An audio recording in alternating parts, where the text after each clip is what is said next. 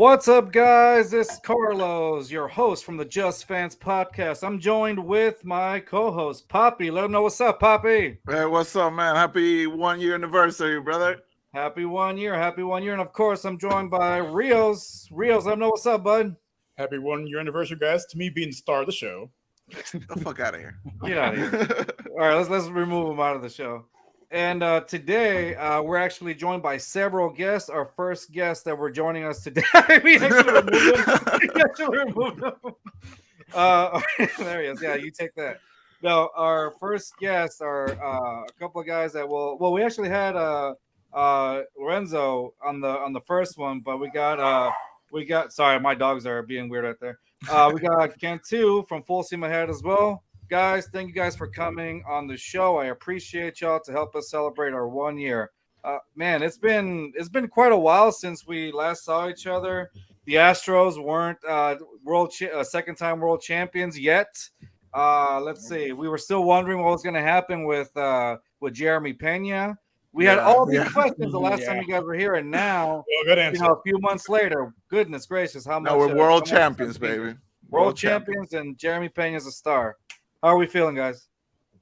And I just appreciate y'all having us on. I remember we talked about it off air that we both kind of started at the same time, and we're just happy to be here with y'all, celebrate our 1 year anniversary. But Stros, like you said, 2 times world champs. Hopefully, we'll go back to back this coming year. Oh, we got it, man. We got it.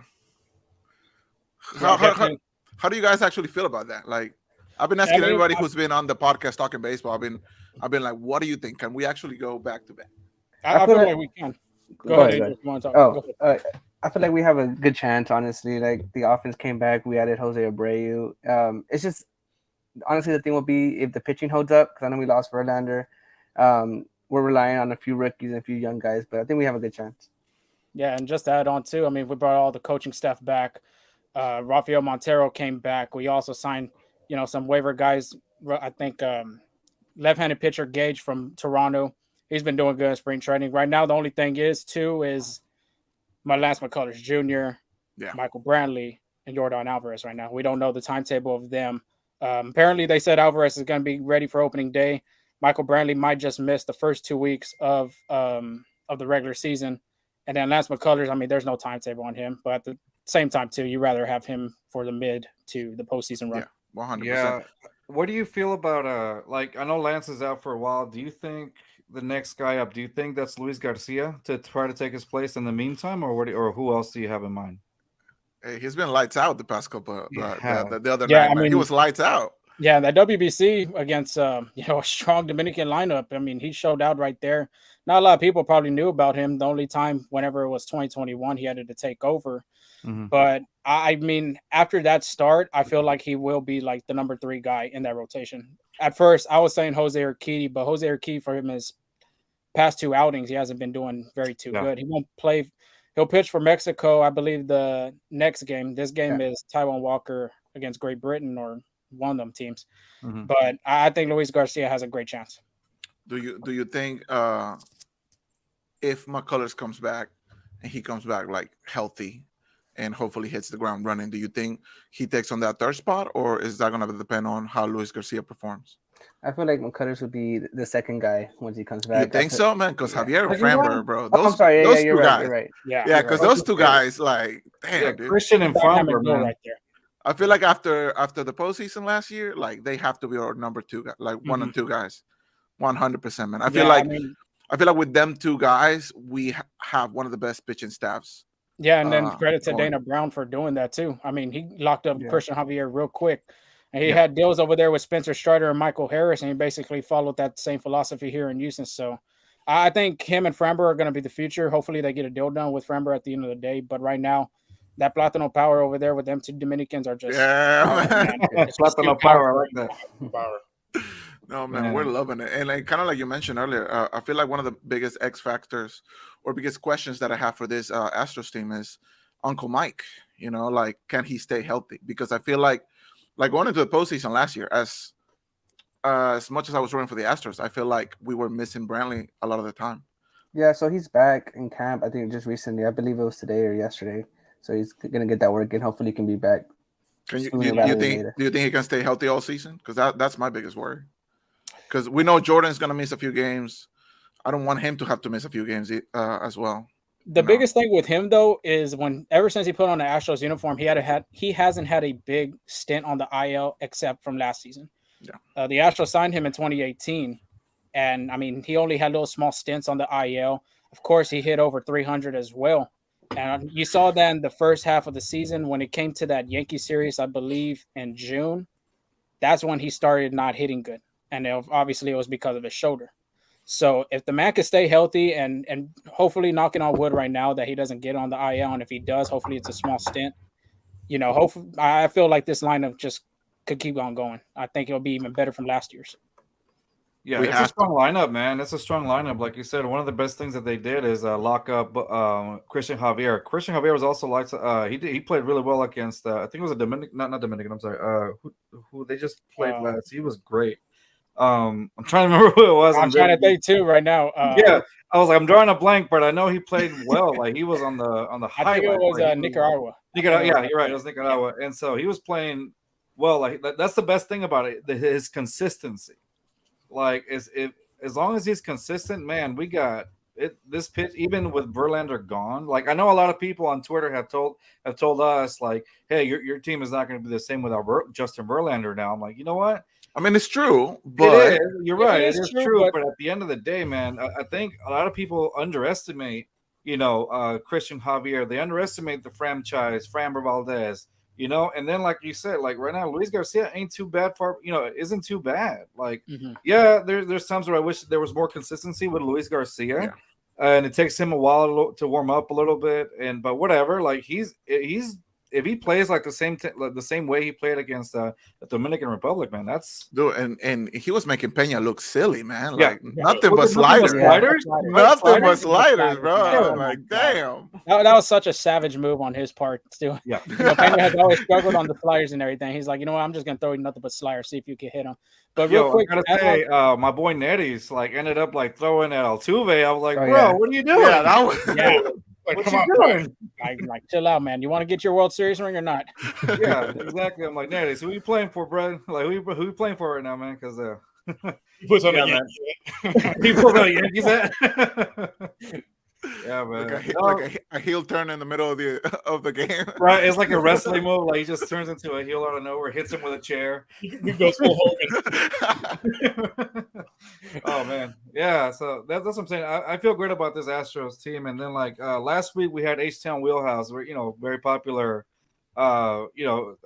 identity here in Houston for as far as for Astros goes. And we were talking about the future of like a lot of people that are coming up. And so he was very optimistic about like the kids that we have coming up now also into this new Astros roster. So that was a good thing. It looks like, we're focusing more on hitters and people getting on base, which is something that kind of in last season's lineup, literally after Yuli, like you knew that for a good while you weren't going to get anybody like on base. It was a black hole in offense. Yeah. Because we had what Mancini, Diaz, Machete, like nobody Myers, was doing McCormick nothing, man. was the only one. McCormick as well. Yeah. And- Which let me get your opinion on that. What do we think about McCormick locking down that center field spot? So I mean, I feel like it's his job to lose. I think they were going that saying that in spring.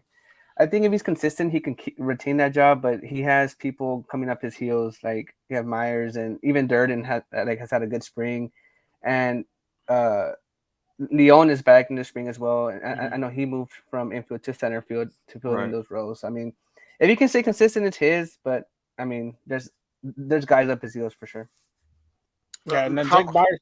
No, go ahead. No, go ahead. Well, Jake Myers, I was going to say too, he hasn't been having a good spring right now. I mean, he's Yeah. been dealing. Yeah. I don't know if it's the men because we both mentioned it's kind of like ever since he had crashed into that wall in Chicago, he hasn't looked the same in the outfield. He hasn't, swung the bat the same as well. It could be really something going on in his mental side. Yeah, of the game. and I feel like with Myers, it's like you're either like, putting points on offense or you're actually playing like really good defense. Right now, he's not Doing either. excelling at either of them. At least McCormick, he can play the defense when he's struggling offensively.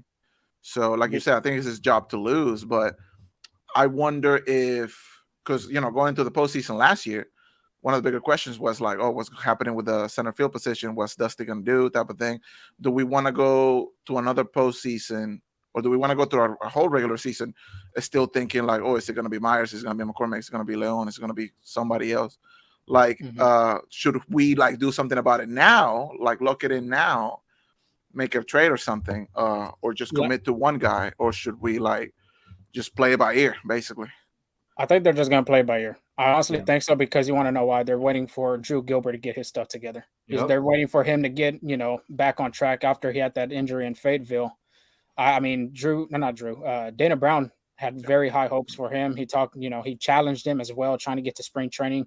Of course, he's not going to be ready. He's going to probably be ready for the minor league season, but that's the number one guy that Dana Brown's challenging right now in that Astros farm system. Is going to be Drew Gilbert. I think they're going to hold on.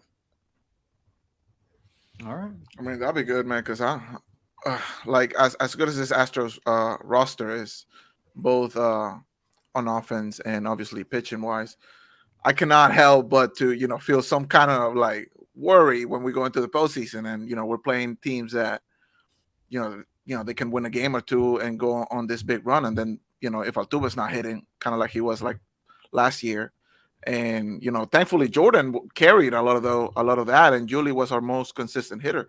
But now without Yuli, and Jordan, with how injury prone he is, like I don't know, man. Like I'm such a pessimistic person. Like I swear, to God, it drives me up the wall. Yeah, no, but you know what helps though? The signing, I know, Puppy, you feel a little indifferent about it, and we always talk about it. The signing of Jose Abreu, I think that to me makes me feel good about that. Like having Jose Abreu on that lineup. Uncle Mike, once he recovers, like I feel better about having guys on base now and actually finishing the job, as opposed to I think last year also one of the things that I used to get, man, we can get guys on base and then we would just leave them there for like, there are times where we could have completely obliterated teams but we just left guys on base. Like we could honestly score like 12 runs every single game. Honestly, we could. Yeah, we have a strong lineup. I mean, the difficult part right now for this lineup is where you're going to put Jeremy Pena and Michael Brantley. That's like been the biggest debate the whole offseason, if Pena's going to go at the 2 or Brantley's going to stay at the 2, which, in my opinion, I think you leave Uncle Mike at the 2. If he doesn't look like he's doing well, put him down in 7. Because at the end of the day, I mean, you're going to have one of the best hitters in the 7 hole, or you're going to have the ALCS/World Series MVP in the 7 hole. Right. There's no lose in that situation, man. Exactly. And with it's how a good problem to have. Yeah, and with how good we know Kyle Tucker is going to be this year. Oh, yeah. Because this is the year of Kyle Tucker, man. Exactly. King Tuck is coming for that crown. Calling it out, MVP. Playing for that contract, man. You got to sign him. Yep, you're right. I mean, they got to find a way to extend him. I mean, it's difficult though too, because they've already talked about Bregman and Altuve. Right. And then the next coming years, you're going to have Framber and Tucker. So, with the money situation, they're going to have to find a way to sign either one of them 4 or 2 of them 4 at least. If we do 2, it has to be Framber and Tucker. Like, as much as I love Altuve and Bregman, we need to look at the future. And Framber is the ace that I wanted my colors to be when he first started breaking in. And Tucker is just, dude, he's just a future MVP. He's he's gonna be the new face of this team after Altuve's years catch up to him. As much as I love him, man, he's been playing great. Venezuela's dominating. I've been losing my shit with how we beat Puerto Rico, and then the Nicaragua game I didn't even care about. Fuck Nicaragua. In case you didn't know, Poppy's from Venezuela. Yeah, I've seen that lately. When we post our stuff, he's the one commenting and everything. Dude, like that. I'm on that shit. I love it. Yeah. He's on Cloud 9 right now. He's on what? He's on Cloud 9 right now. He's on Cloud 9 right It's now. good. It's the I feel like the biggest thing for me is how good Luis Garcia has been, because in the last year, like I feel like, with Framber and Javier playing as well as they were, I feel like Garcia was getting lost in the shuffle a little bit. Yeah. And I thought, maybe he's just going to be a guy who comes in, plays a couple of innings, and, doesn't get to showcase his talent as much. But the way he's been playing now, like, I'm looking forward to see him in the regular season. And if, like you said, if he can lock in that 3rd spot in the lineup permanently, dude, I'll be over the moon. Hell yeah. We need more Venezuelans in this team, bro. Fuck. Dude, yeah. It's been fun seeing the games. Like the one that I really wanted to watch was that Dominican Republic Venezuela game because I knew that one was gonna go off, and it to I me, didn't think we were gonna win that one, dude. Like the Dominican think lineup everybody- looks everybody ridiculous. had It's that, stacked. yeah. it's a Everybody stacked had that team. prediction. Like on paper, I was like, okay, he's gonna get 3 hits, he's gonna get 5 hits, he's gonna get, but there's no way. And The I think confidence in your team. that, Yeah. I think Peña went like 0 for 4, right, or something like that. Yeah. Yeah, I was like, hey, like hopefully you get your shit together in the regular season, but hey, for now, Yeah. I'm taking No, it. Man. that DR versus Puerto Rico game is gonna be great. I believe That that's one, dude, tomorrow. people are gonna get Yeah. killed in that Dude, state. Machete has been doing amazing. Have you seen that? People like. Oh yeah, well he caught the perfect game. Like that's great coming into the season, honestly. You know what surprised me? That Mexico USA. USA game, dude. Yeah, I did not see. Meneses. I thought it was gonna be a walk in the park. As good as the Mexico lineup is, like you have some of the greatest players in the league in that American team, and dude, they just couldn't get it going. Yeah, And it's just pitching, dude. I think that's when we did our little prediction poll. I didn't have the USA. I had them, I believe, going into the semis, but not into the finals. I can see that. I can see. They don't them have going to pitching. some- That's the thing with them. It's if their pitching could buckle down, they could be able to maybe get into the finals because that offense is just off the charts. Ridiculous. When you compare it with the Dominican, obviously the Dominican's going to be there, but USA has to be like the next best lineup. But if they're going to make it to the next rounds, their pitching has to hold up. Dude, What they about, totally what dominated. about? Canada. Do we have no confidence in Great Britain?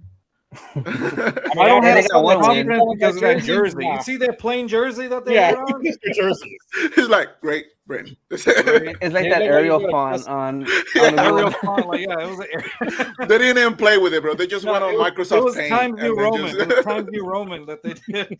Like when you're about to write your essay, 12-inch font. Yeah, there you go. There Like you somebody go. submitted the draft and they thought it was like the final thing. It was like, oh yeah, just print them, just do it. They had to get at a custom ink shop around there in Phoenix somewhere. So, I mean, it looked a rush real quick to put that jersey together. I'm telling you, man, that's how it is. It was funny seeing that. I was like, what? Am I looking at this correctly? It looks like an off-brand. It just looked great. Yeah, Oh, no, just but- great.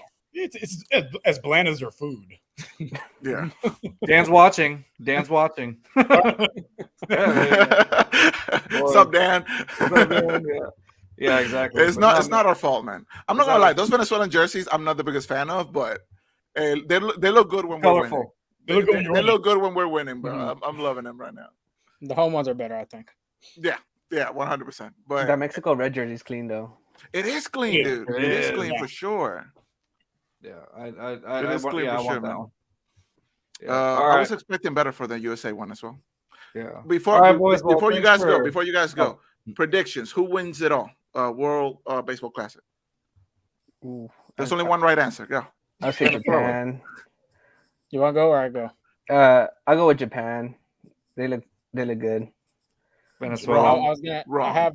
I have both of them, either Dominican Republic or Japan. But man, Wrong. the way Japan's looking right now, dude. My gosh, I mean, Otani, and then ever since Lars Nootbaar set his feet into that Tokyo Dome, I mean, the atmosphere has been just Okay. crazy different. And then the pitching too. I mean, they still got The pitching Shohei is crazy, Otani. yeah. Yu Darvish got a little bit roughed up in I think the second game of the WBC, but I mean they still got good hitters. They got good pitching. And, I mean that's going to be a very tough team to go through.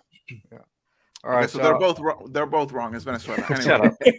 All right, boys. Thank you for coming. I appreciate it. Again, we're gonna have you guys on again. One of these days. Since the Astros are coming up again, we'll have you guys on What are again. you talking about? Yeah, Well, thank you for definitely, guys. having us. Appreciate it. Yeah. Always, bro. Anytime. All right. Peace. Peace. Oh man. All right. Our next guest. Wow, that's a terrible camera. Yeah, All no, right, I fixed there it. you I fixed it. I'm on it. go. Our next guest is a friend of the show, Andy McNamara. How's it going, Andy? Hey, what's Gentlemen. up, man? Gentlemen, I'm doing well. How do you guys like my? I thought I mixed up the wrestling shirt. I have my DDP Yoga Relentless shirt, brother. Look at him. Yeah. The diamond Bang. cutter, bro. Telling That's you. right. Bang. Yeah. That's Oh my right. gosh. Have you seen like this week how it's been for wrestling? I posed one wrestling question Dude, I know. on Twitter. We get Jerry the King Lawler to retweet us. We get John Nice. Cena to follow us. And today we get Lex Luger telling us what kind of pie he likes. Yeah. But Come and it's on. not the kind The Rock likes, right? It's different. Yeah, no. Yeah. Well, Rios over here posted that. I was like, you have to ruin my post. You ruined one. Best answer. What do you mean? That's amazing. So did he pick one, or did he just like He it? literally just went pecans. Like, That's oh, it. That's the tweet. That's all you need to say when you're Lex Luger, man. You know what? Pecan. I think pecan pie is one of the most underrated pie. You get a good pecan pie, phenomenal. Exactly. I love With a scoop of vanilla ice cream right next to it. Oof, Yeah, ice cream. absolutely. I'm all about it. I'm just glad Jerry Lawler's doing well. I interviewed him on my sick podcast with Andy McNamara show, our Brown show, because he's a huge Browns fan, about 2-3 weeks before his health scare there. Yeah, I saw, And he gave I saw us- that he got a health scare. I didn't know you interviewed him. Yeah, actually, if you guys go while my Twitter at sickpod Browns or at Andy MC81, you'll see the links and all. But go in, check it out. I'll send you guys the links. You should check it out, because I asked him originally. I said, "Hey, can I?" He's a Browns fan. So yeah, 10, 15 minutes. Jerry's like, "Sure." We ended up legit talking for a half hour, and at the end, he's like, "You want to see a tour of my my man cave?" Like, I certainly do. Yes. Yes. Like, He says, you don't say no to that. You don't say I'm no like, to the "You're king. the king." Hello. He takes me back. You guys check it out. He shows wrestling paraphernalia, comic book stuff, big statues of football. It's spectacular. Worth Wow. checking out. See, I and love it. I'm trying to get that Jerry the King Lawler. I had like people like retweeted and stuff like that, and I'm trying. We'll see how. He's how a that good see how it dude, goes. man. We'll He's a see how good it guy. goes. I hope he's well. Yeah, man. Yes. Oh, are you so I don't know. I think I did tell you I went to the Royal Rumble this January here in San Antonio. I hated the venue because I don't like the Alamo Dome, but the show was actually pretty good. I do like the storyline that I'm really into right now is that Rey Mysterio, Dominic Mysterio storyline they have going on. It's like a build up. And so it kind of reminds me of that. If you go back to the late 90s, Kane and Undertaker. I mean, obviously they're brothers. Yeah, But, yeah, the whole family. thing, yeah. Undertaker. I mean, Kane was just like berating the Undertaker, and then the Undertaker was like, "I'm not gonna fight my brother," kind of a whole situation. Same thing with Dominic Mysterio and Ray, like, "I'm not gonna fight my son," or whatever, right? And so Yeah. it's just, I remember such a good build up, and that's what they're doing. And usually with me and some of the WWE creative stuff, I'm like, but that build up right now is kind of it's pretty good. It's not Yeah. bad. And I'll be honest, guys. I've been a lot more over the past, probably since 2021, way more into AEW. Right? just- Yeah. WWE's good. I it's- just love. I think, guys, tell me if you agree. I think and I believe it's because Tony Khan is, around the age where the Attitude Era and the Monday Night Wars was, and it takes me right back there. It's kind of what if WCW did things right is what Tony Khan's doing. It's giving me that like late 90s, early 2000 vibe. Yep. Without fully going for the Attitude Era, like tropes and stuff.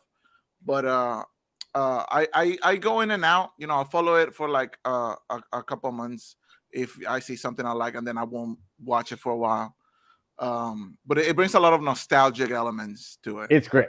MJF, for my money, guys. The I don't best. think you can touch him as a heel. I don't think, I honestly, I can't remember in the post kayfabe era, the post like when people, thought it was real, but Yeah. like in the people would.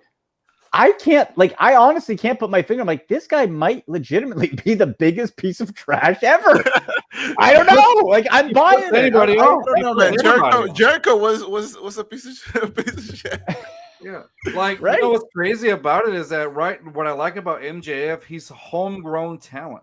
Yeah. Like he's homegrown AEW talent, and he only gets better and better as it goes. Those promos he did with CM Punk were great. They're some of the best I've heard. And then Yeah, when but- Regal in there, William Regal, William Regal's always been a pretty good promo. He cut pretty good promos, but I love the fact that WWE has some competition right now with AEW. Yeah. Makes them better. As long as AEW doesn't give the title to David Arquette, I think we're going to be fine. Yes, as long as they don't go the David Arquette route. I think that Bryan Danielson feud that just ended with MJF and Danielson's promo this past week, you're right. It gives that it gives that late 90s feel. You got the blood, you got more violence. And Jericho's brought this up quite a few times. He says the big difference to him is that the wrestlers are able to do their own thing. There's not a team of Hollywood writers telling them what to do. That's what bugs me with WWE. I found it so cookie cutter. I'm not invested. I'm like, okay, you're being told. AEW has different looking guys, styles. They're not afraid to mention a different company name. They're not afraid to bring in these Japanese. Yeah, it feels more different real. things. Yes, you It's see a more different things, authentic. different creative. Yeah, and like the they don't have the prototypical, like Vince McMahon always wants the prototypical big swole dude. Just as like the everybody wants the champion. prototypical quarterback. I know. Yeah, like they want the prototypical quarterback. And so Vince, this Davis year Mills, with, yeah. Yeah, Yeah. Davis Mills. And these guys, you have guys that are, look at Jungle Boy, look at and MJF, Darby Allin, like these are guys that go all out. If they were in WWE back in the 90s, they would be in the Job Squad. These are guys, or in the how do you call the was it WWF Jacked or WWF Metal, like where it was like the dark It's a little Saturday. Yeah, Wardlow like, too. those guys are great. I interviewed Wardlow on my show as well. You see, Right. like it's a football show, but then I always try to work in like some like faint, like I'm like, have you watched a football game before? Come on the show, sure. 'Cause Wardlow's from Cleveland, so I do the Brown show, so it was a perfect tie-in. No, again, this is a guy where I asked the AEW, I'm like 10 minutes. Wardlow's like, I'm having a great time. I talk 25 minutes. It's on the thing. Check that at his story. He went into some detailed stuff. I'm like, you should be sharing that. That was great. He's a really good dude. It was That's awesome. the best content, dude. That's the best content. That's the best kind. Like I know. like, I love Wardlow. He's like a video game character. Yeah, no, it's awesome. Like if he just tells you that he's having fun, dude, just rolling with it. That's Just roll amazing. with it, yeah. Just That's roll how you with know it's going well. That's right. Yeah, man. Keep going, Yeah, man. we, It's cool. That's how Yeah. sometimes we end up with shows like for like an hour and a half or whatever, because we just keep talking. We'll do 30 minutes. We'll do an hour. It's like freaking 10 p.m. It's like, dude, like we've been at it for a while. Like, that's when we had bread on. We supposed to be on for like what 20 minutes? Stayed on for like an hour and a half. Yeah. So No, right it's now, so I know MJF is the main guy right now. Who do you see in AEW that can be up to his level? I would like to see Wardlow get mixed back in because him and Wardlow had that past where MJF owned him and he was part of the Pinnacle and then he owned his contract. Wardlow squashed him. Then MJF went on his holdout for that long period of time, went on his contract holdout. And Wardlow sort of squashed him and that was it. Well, now you had Wardlow who lost the TNT title on a hose job from QT Marshall and Will Hobbs. And so now he's free of that title after just winning it from Samoa Joe. So I could see him being mixed back in. You need to have that baby face or that guy to really challenge him. So you had the veteran. I would like to see Wardlow maybe take that up. We'll see on Wednesday night. Yeah. No, the one thing that when we started, my friends are huge AEW fans as well. So I mean, I get into it here and there whenever I get a chance. Now, the only thing that and you tell me what you think about this, Andy. So the only thing that I was getting a little concerned about is that AEW was getting a lot of like the WWE talent over, like the William Regals and Mark Henry. It just seemed like they were getting everybody all at once. So I think it was like last year or the year yeah. before. Last year they were just signing anybody they could get. Yeah, Like anybody that was coming over from WWE. To me, that was like, oh no, if you keep doing that, WCW did a lot of that stuff too, and I was like, I'm seeing a pattern. But I feel like they've managed to blend in their own talent, with the WWE talent and actually make it work. Yeah, without burying anybody, without everybody gets their screen time and whoever it's by merit. It's not like Vince McMahon chooses who's going to be the guy and we just roll with it. I feel like they're slowly earning it, which I really dig. It's not like the or even the Scott Hall, Kevin Nash, guys holding guys up, holding the book, and that's why I said,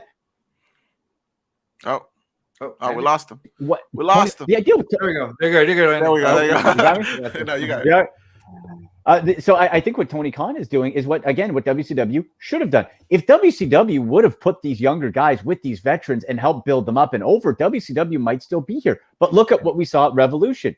Christian Cage goes down to Jungle Boy in a sick casket match. That would have happened in WCW, right? You see the William Regal getting smashed. No revenge. He's just gone, right? He's back to WWE behind the scenes. So you're seeing them using these veterans properly in the right way to put guys over. Even Jericho, he could win any match, but all of a sudden this Action Andretti guy, who I don't like personally, but but the idea again is you have these guys and putting over Ricky Use Starks. the bets to put them out, put the new guys over. Exactly. It's beautiful. I think they're doing such a tremendous job of it. And look, the world is better when WWE is competition. And I hope, because WWE is why I like wrestling. They did 1988 when I started watching Hogan Andre first match, and it's like that. Yeah, I remember seeing on TV. It was the referee screw job match. I saw that on TV. I was like, whoa, I was 7 years old, and so. I would love WWE to be better, but they're better until they get rid of these stupid 50 writers. And it looks even the presentation looks like too much of a movie. AEW, it looks like I'm watching 1999 Raw. Yeah. I love it. I love their stage. I love the setup. I love the. It's like wrestling. It looks classic, Yeah. classic wrestling, and to me, it kind of hurt like when I saw Cody go over to WWE. That was to me that was tough. I'm like, oh, you started with this. You were one of the reasons why. Yeah, I'll say one other thing too. I feel the women's division in AEW is spectacular and it's getting better. And we talk about the outcasts. You have the Saraya, formerly Paige, Tony Storm, Ruby Soho. But here's the difference to me. I felt over the past bunch of years, WWE was trying to kind of do the shame thing. Like, we're putting a women's match last because it's right. And you're going to like it, or is there something wrong with you? Yeah, it wasn't earned. It wasn't earned. It's like, I don't like being forced to do. You know what? I come away watching AEW women's matches. I don't go away with it like I did for WWE and said, boy, that was a good women's match. I come away saying, that was a good match. That was a good match. Yeah. That was a great match. And that's a big difference to me. That's a great match. Doesn't matter who was right. Doesn't matter the type of person who's going. It was a great match, and it felt natural, and they're not jamming it down my throat like WWE did. So that's another thing I think they're doing well. That women's division is really good. Yeah. Do you remember when they went to Saudi? I think it was like one of the Saudi shows that they did, and they couldn't have a women's match. Oh, I know. Yeah. Remember that? And so I was like, dude, and they couldn't have a women's match, so they decided to go with, we're going to have an all women's pay-per-view. Instead, I'm like, dude, it's just the fact that you complied with. It's like, again, it was for the money. Two different extremes. Doesn't get anything done. Yeah, exactly. You wanted them. If you want the money, take the money. Okay. But don't try to pat yourself on the back. Own up to it. Yeah. It was just bad. And I mean, how do you feel? Like, I don't know how much you keep up with WWE, but I know like Vince was gone for a while and now he's like back. Is he fully back, like in charge back, or? They don't say that he's in charge, right? They just kind of say, but you start seeing these changes again that were happening when Vince was there before. I think he's behind the scenes just because the whole stuff with the, why you got Ligo in the first place. Like, he's here, but he's not really here. Yeah, like how much is he there? He's back with a title, but Triple H is still doing stuff. It's like, Andy, I think we lost him again. Oh, we lost him. Behind the scenes talent getting scared of thing, and that's the problem where it's like, is Vince out of touch? Can he bring it back? Should he, or is Triple H doing a good job and doing it? I still think they have a long way to go to get me back as a right thing. Yeah. I like when Triple H is in charge because I feel like he really looks at this a lot, this younger talent, but when Vince, I just think he's out of touch, man. That's it. He's like what the old school stuff. Sorry, what Triple H was doing with NXT, Adam Cole, Bobby Fish. I felt like that was the best WWE product had put in years. NXT was great. That was great when they had Samoa Joe and what's the Finn Balor, like the feud. Like that was the first time I really I started watching NXT and I was like, bro, this is better than the actual show. This is better than Raw and SmackDown. Yeah, like what's going on here? Even like when they got Nakamura in, and then like Nakamura was crazy, and then he goes to the main show and I feel like 3 months later he was lost in the shuffle. Yeah, that's the problem. There's it's too much. There's too much TV. It's like anything else. When too many pay-per-view, and now there's not even pay-per-views. They're just they put different events because it's on the net. Nothing feels special. Yeah. With WWE because they started doing like the 3-hour shows, and I'm like, bro, the 3-hour. They never learned from WCW. Nitro, 3 hours is too much. Yeah. You do 2. Then you got people wanting more. You do 3, you're bored. Yeah. It's too much. But they had too much talent. So how do you break it up? Do you do different shows? So they got too big. And now I hope that AEW continues to grow at a proper pace. Keep those pay-per-views spread out. Because every pay-per-view, again, that gives Feels- me that throwback. It Of feels like, like it matters. It I feels gotta like see it. matters. Yeah, Yeah. it's like, I Because gotta see this WWE one. was having a pay-per-view every 3 weeks, and I'm like, bro, where's the build-up? Like, what Yeah. are we doing? Yeah, and then it gets expensive for the fans. I'm like, I'm doing $40 for a glorified Raw. And then you miss one, and then you don't have, and then it's just keeps going. Yeah, no. So, Yeah, When the network first came out, I remember I got it because I wanted to be able to watch a bunch of the old matches. yeah. The old stuff. In HD and not like so like whatever, like 480p on YouTube or whatever. yeah. But and like for the pay-per-views, like that actually came in handy. But like you said, like after like you have like freaking 20 pay-per-views every year, It's just a show. they're like, oh, SummerSlam is next week, and I'm like, next week? Yeah. Wow. Like we just had like whatever it's called. Like they would come up with the stupidest name. Yeah. Remember Big Balls of Fire? You remember that? Oh, Jeez, that was, Big Balls of Fire. that was so dumb. And there's no build. Because of all that, WWE cannot build up long-term storylines because each pay-per-view has to have a payoff, right? Whereas we look at AEW and again, not every storyline needs to be a year long, Right. but what they're able to do is build. That Danielson one was a really nice build.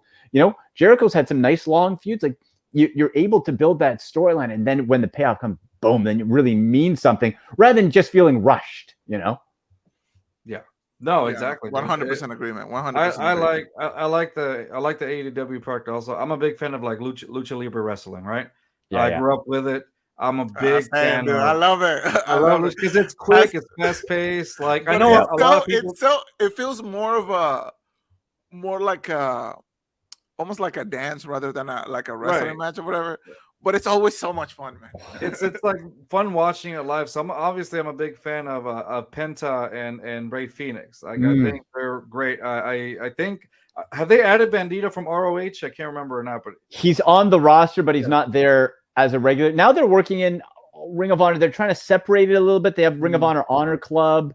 So I'm not quite sure, like, which will be good because then you can get some of the, you can kind of use it as your own NXT, your developmental league a bit, right? And do that. So if they do that, I think it's a paid service right now, which I'm not going to pay for, but but if you have, like, they got 2 dark shows on YouTube, give freaking Ring of Honor an hour on YouTube. Yeah, exactly.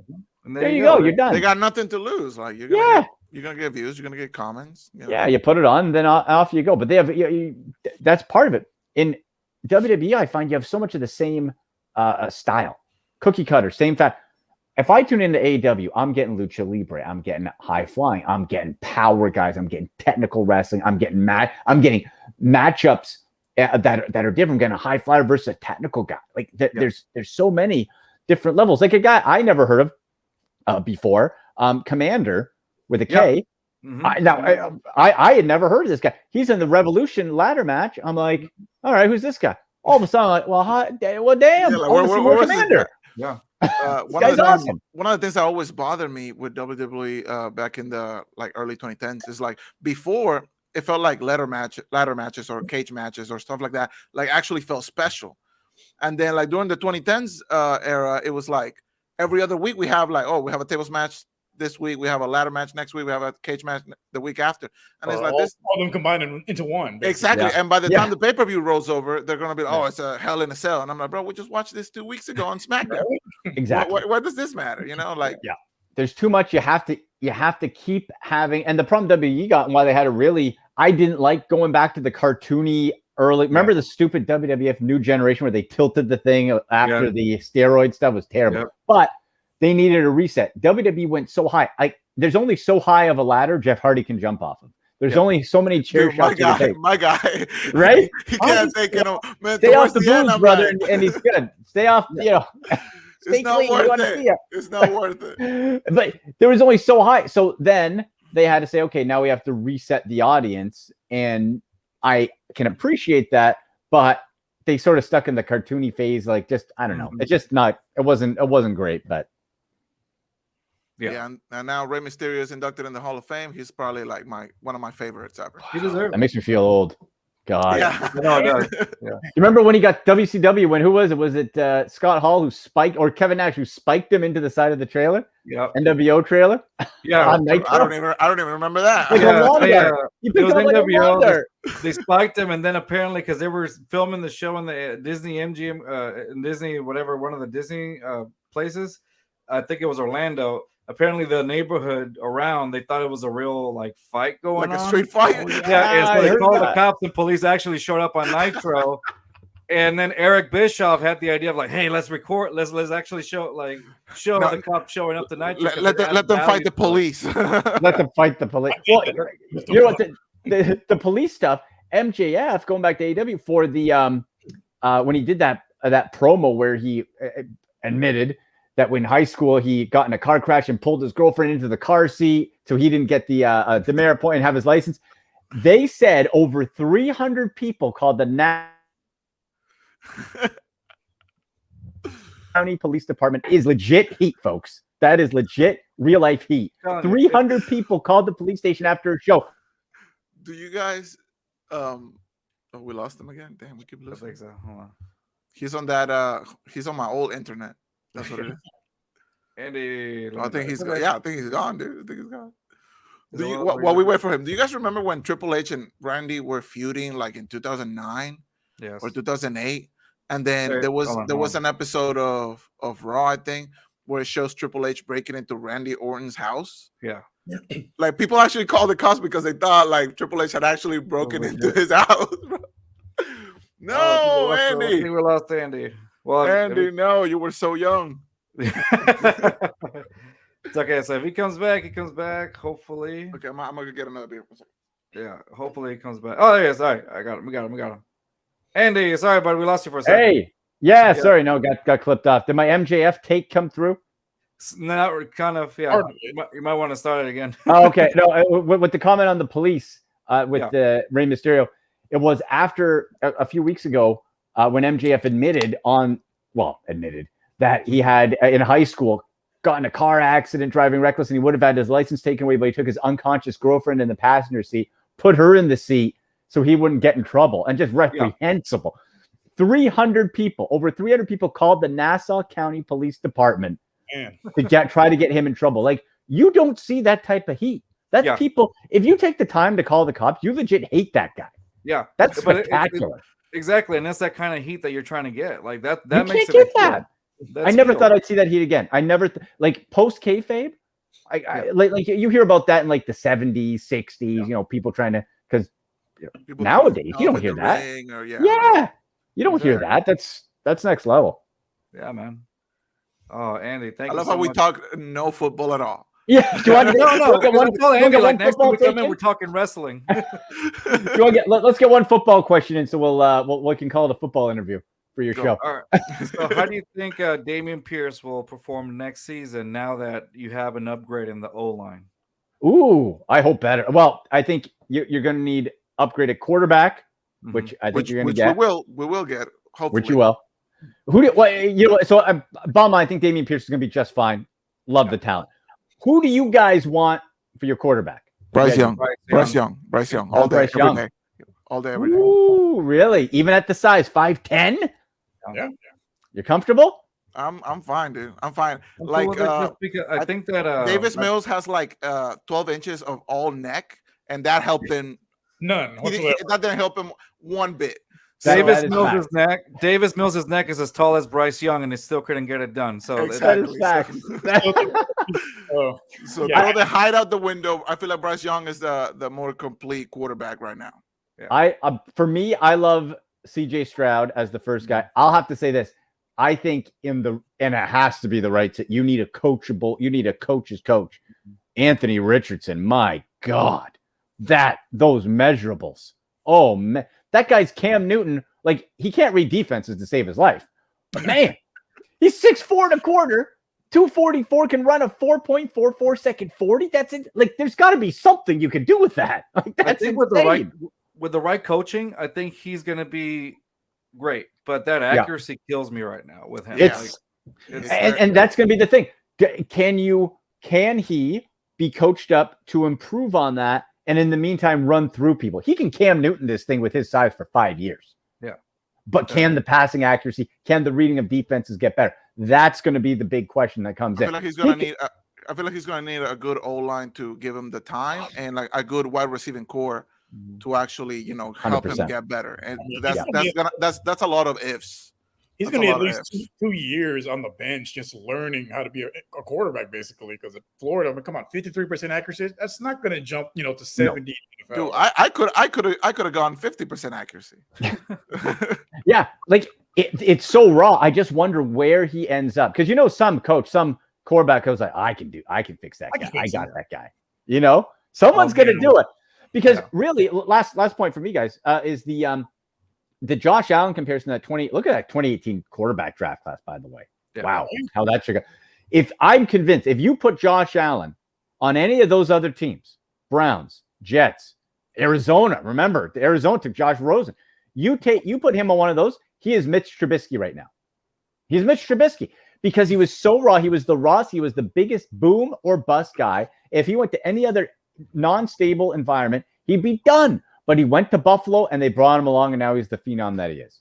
Yeah, that's true. Anyway, see, we got football in too. Boom. Football There show. you go. Yeah.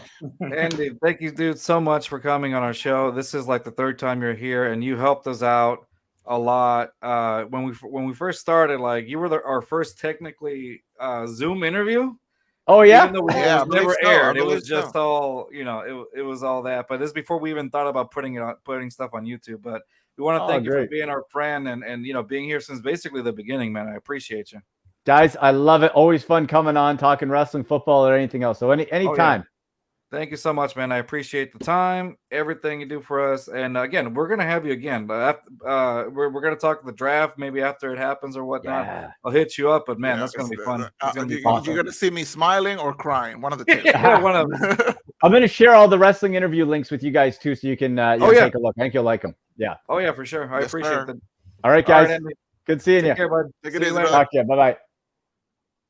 All right, the next guest that we have on our show, I introduced them to you guys probably a few months ago.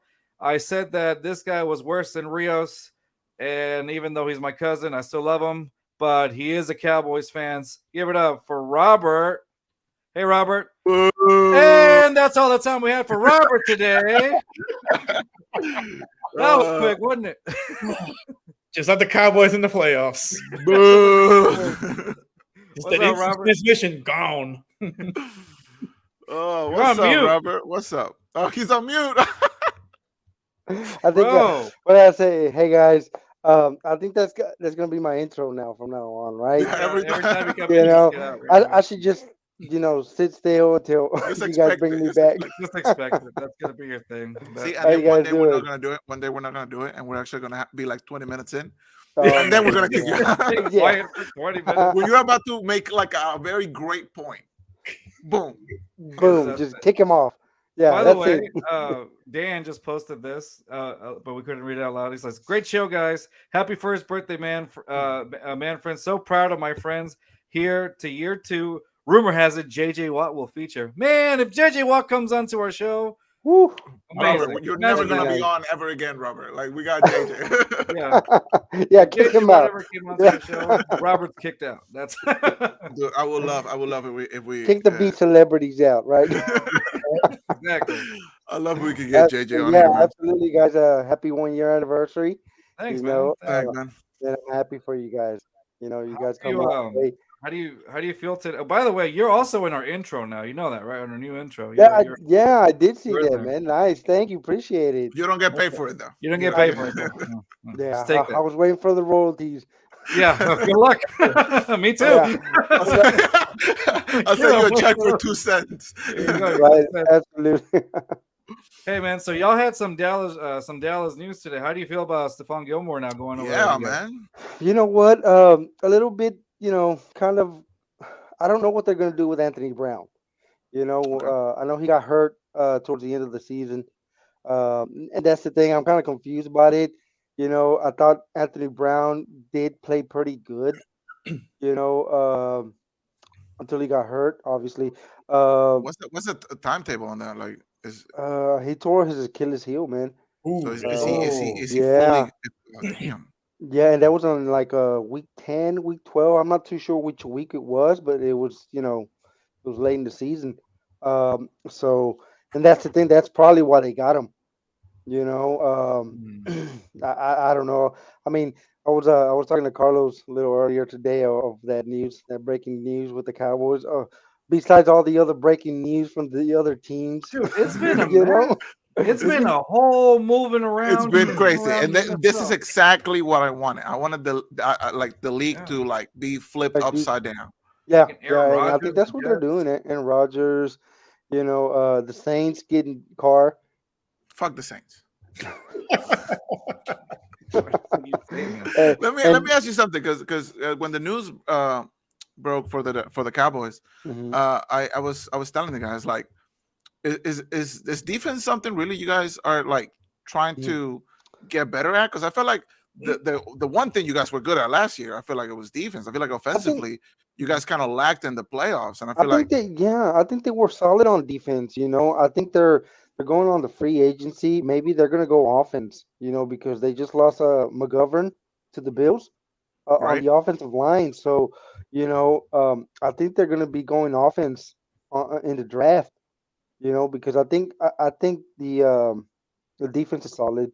Obviously with What number pick do you guys have? you know what? I don't remember. I It's don't probably not a remember. good one. That it's probably not a good one. No, since probably I, late You're year. probably like mid or something like that, I'll right? pull it out. Probably middle. yeah, We'll because look I it don't know up. if they got rid of their first round or You know something how like I that. know your gotta give it- defense wasn't that good? Because you that? let Davis Mills score on you. Oh yeah, He I almost know, beat you right? Yeah, Actually, it was pretty close. almost, That's the thing. almost. No, but Your I school think offense. yeah, I think their defense is solid right now. Whatever moves they're gonna make, it's either gonna be running back. Obviously they tag Pollard. I think it's gonna be offense. Yeah, you got to go offense. I think your defense is actually pretty, it's solid enough to keep y'all, so Yeah. you don't have to go draft somebody on defense, maybe. But I mean, I you think so. What were would one you of go first? you Wide guys were one receiver of or the running top back? defenses in the league, I believe. You were definitely in like the top half Yeah. at the very least, but you guys were like Yeah. very solid defensively. That's why I was like, if they're Mhm. gonna get something, it's probably gonna be more wide receivers for Dak, or fix that, maybe that O line a little bit. But Yeah. Yeah, exactly. I think I think they're restructuring Tyron Smith. Mhm. His contract. Um, then you who guys have was like the number 26 pick. Oh, 26 dang, pick? dude, you guys are not gonna get much. Yeah. Was it in the first round? Yeah, in the first round, The 26. first round? Yeah, I 26 mean, pick? depends on how they value their players. But I'm pretty sure they're gonna go offense. They're okay with defense right now. So not too sure. I don't know what they're gonna do with Zeke. Obviously, I don't think I think nobody he's done, knows. dude. What do you think You they think he's should do? What do you think they should do with Zeke? I think he was willing to work with restructuring his deal.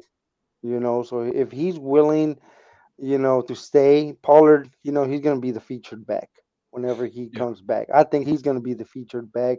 Yeah. And that's up to Zeke, if he's willing to step back on that role, to be the backup. If he's done like everybody says he is, then he should be the backup, man. You know? I think he's done. I think I he's think done. he's done. I didn't see Yeah. that dog in him anymore. Yeah, I at saw least some- at the level we expect from him. I think Yeah. he's done. Like, what could- you're used to seeing, what you're used to seeing from him, I think that's over with, and that just comes with age. Father time isn't defeated, as they say. So I think he's done. Either like you said, he can step back into that role, but if he goes into another team, I just think it's going to be a straight decline from there. Mhm. I hate to wish ill will on the guy, but I'm not. But I'm just thinking that's exactly what may happen. Now, You okay, Rios? Yeah, contact. are you dying over there? No, he's crying over Zeke. That's where it is, right? He's Yeah. crying over Zeke. Boo. Yeah, man. And so I that's what I'm thinking. I'm thinking like I predicted last season that he wasn't going to be the same running back as he previously was this past season. He did pretty decently, but not you're not used to seeing that explosiveness, and maybe you could say it's probably because of the O line also could have been an issue. But I just didn't see the same old Zeke, and I don't Yeah. think we're going to. And mind that's you, my man, opinion. he did get hurt, for a good couple of minutes. He didn't sit it out. Yeah. He didn't sit it out. So, I would like to see him come back as a backup, and just give Pollard, man, see what he can do with increased touches. Well, like Pollard got me like mad fantasy points last season, so Yeah, Same. yeah, he yeah. can Oh, actually. and he was the backup. He was the backup. Yeah. What's your backup? Yeah, exactly.